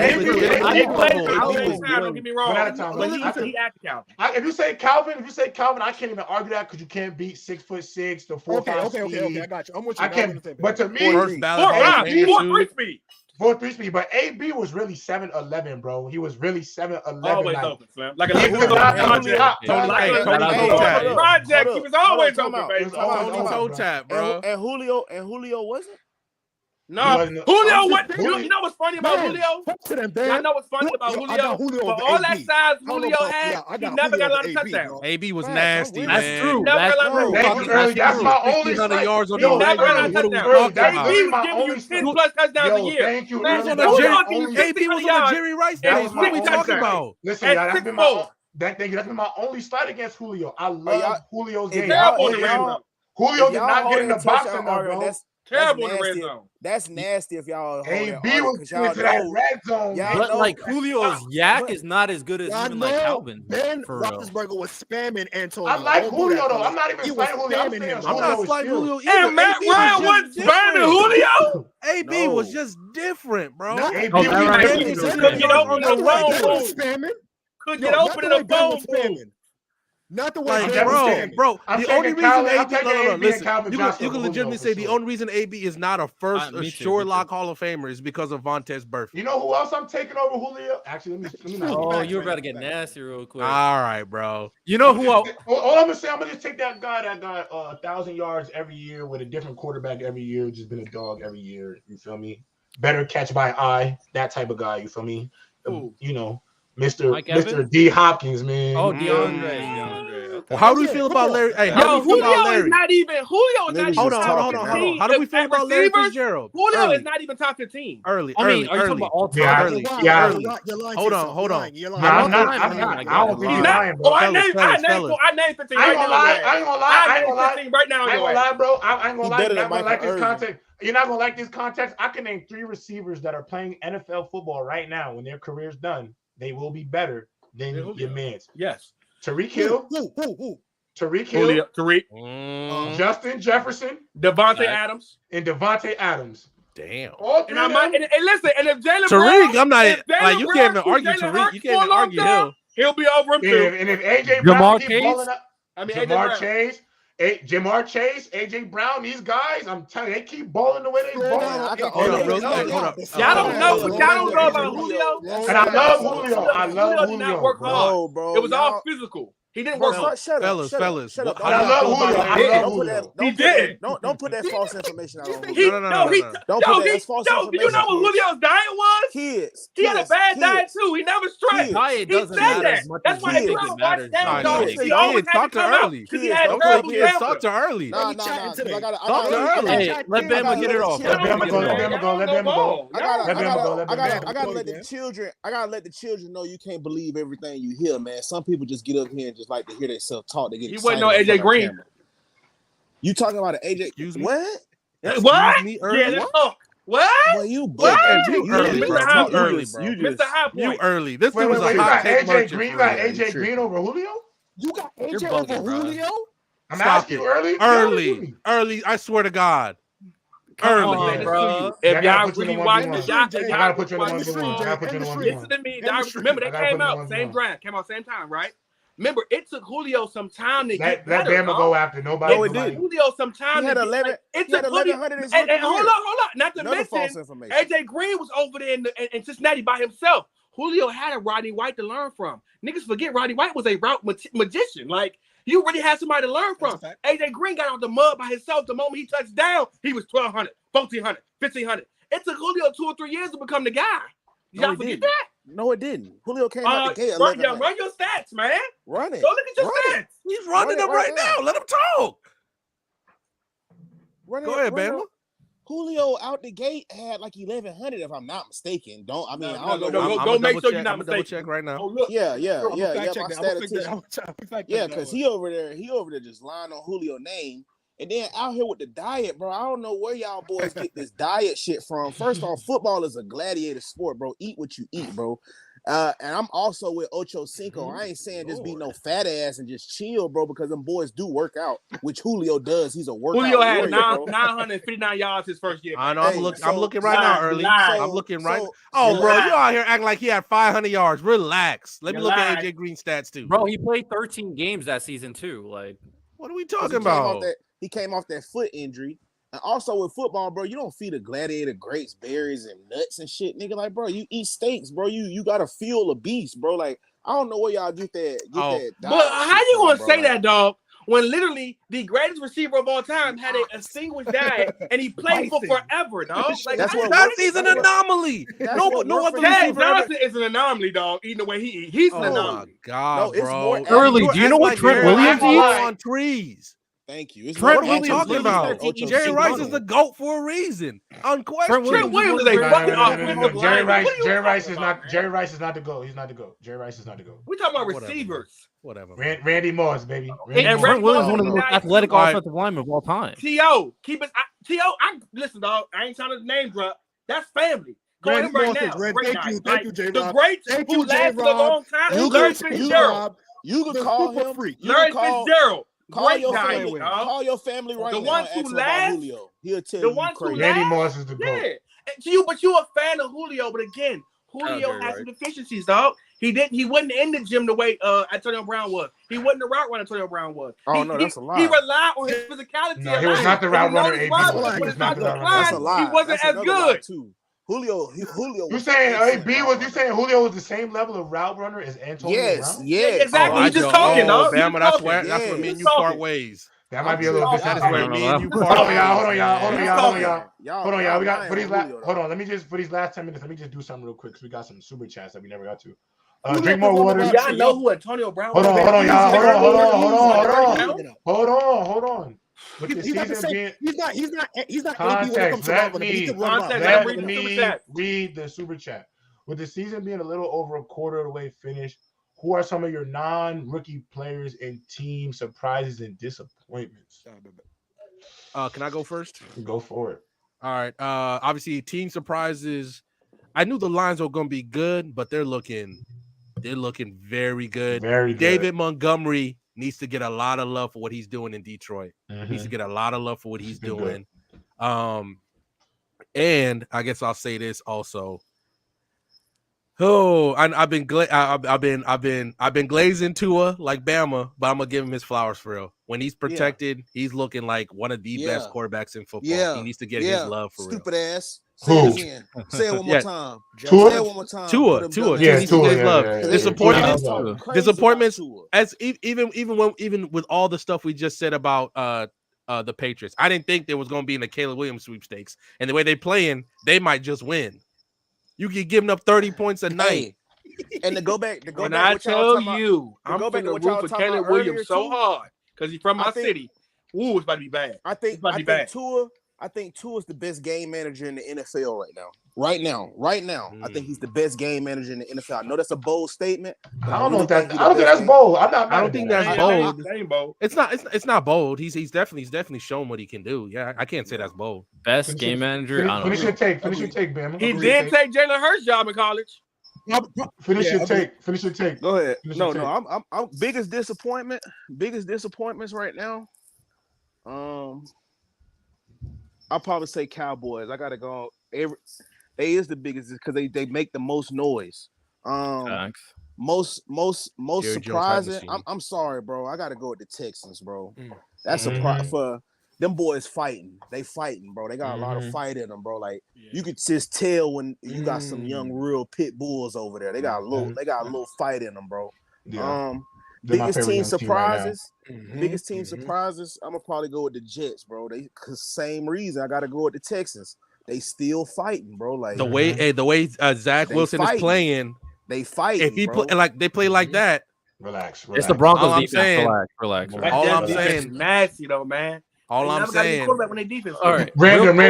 He did still try to sell us at the end of that game. I'm not gonna lie. He did. Let's relax. He definitely still tried to sell us at it. Let's relax.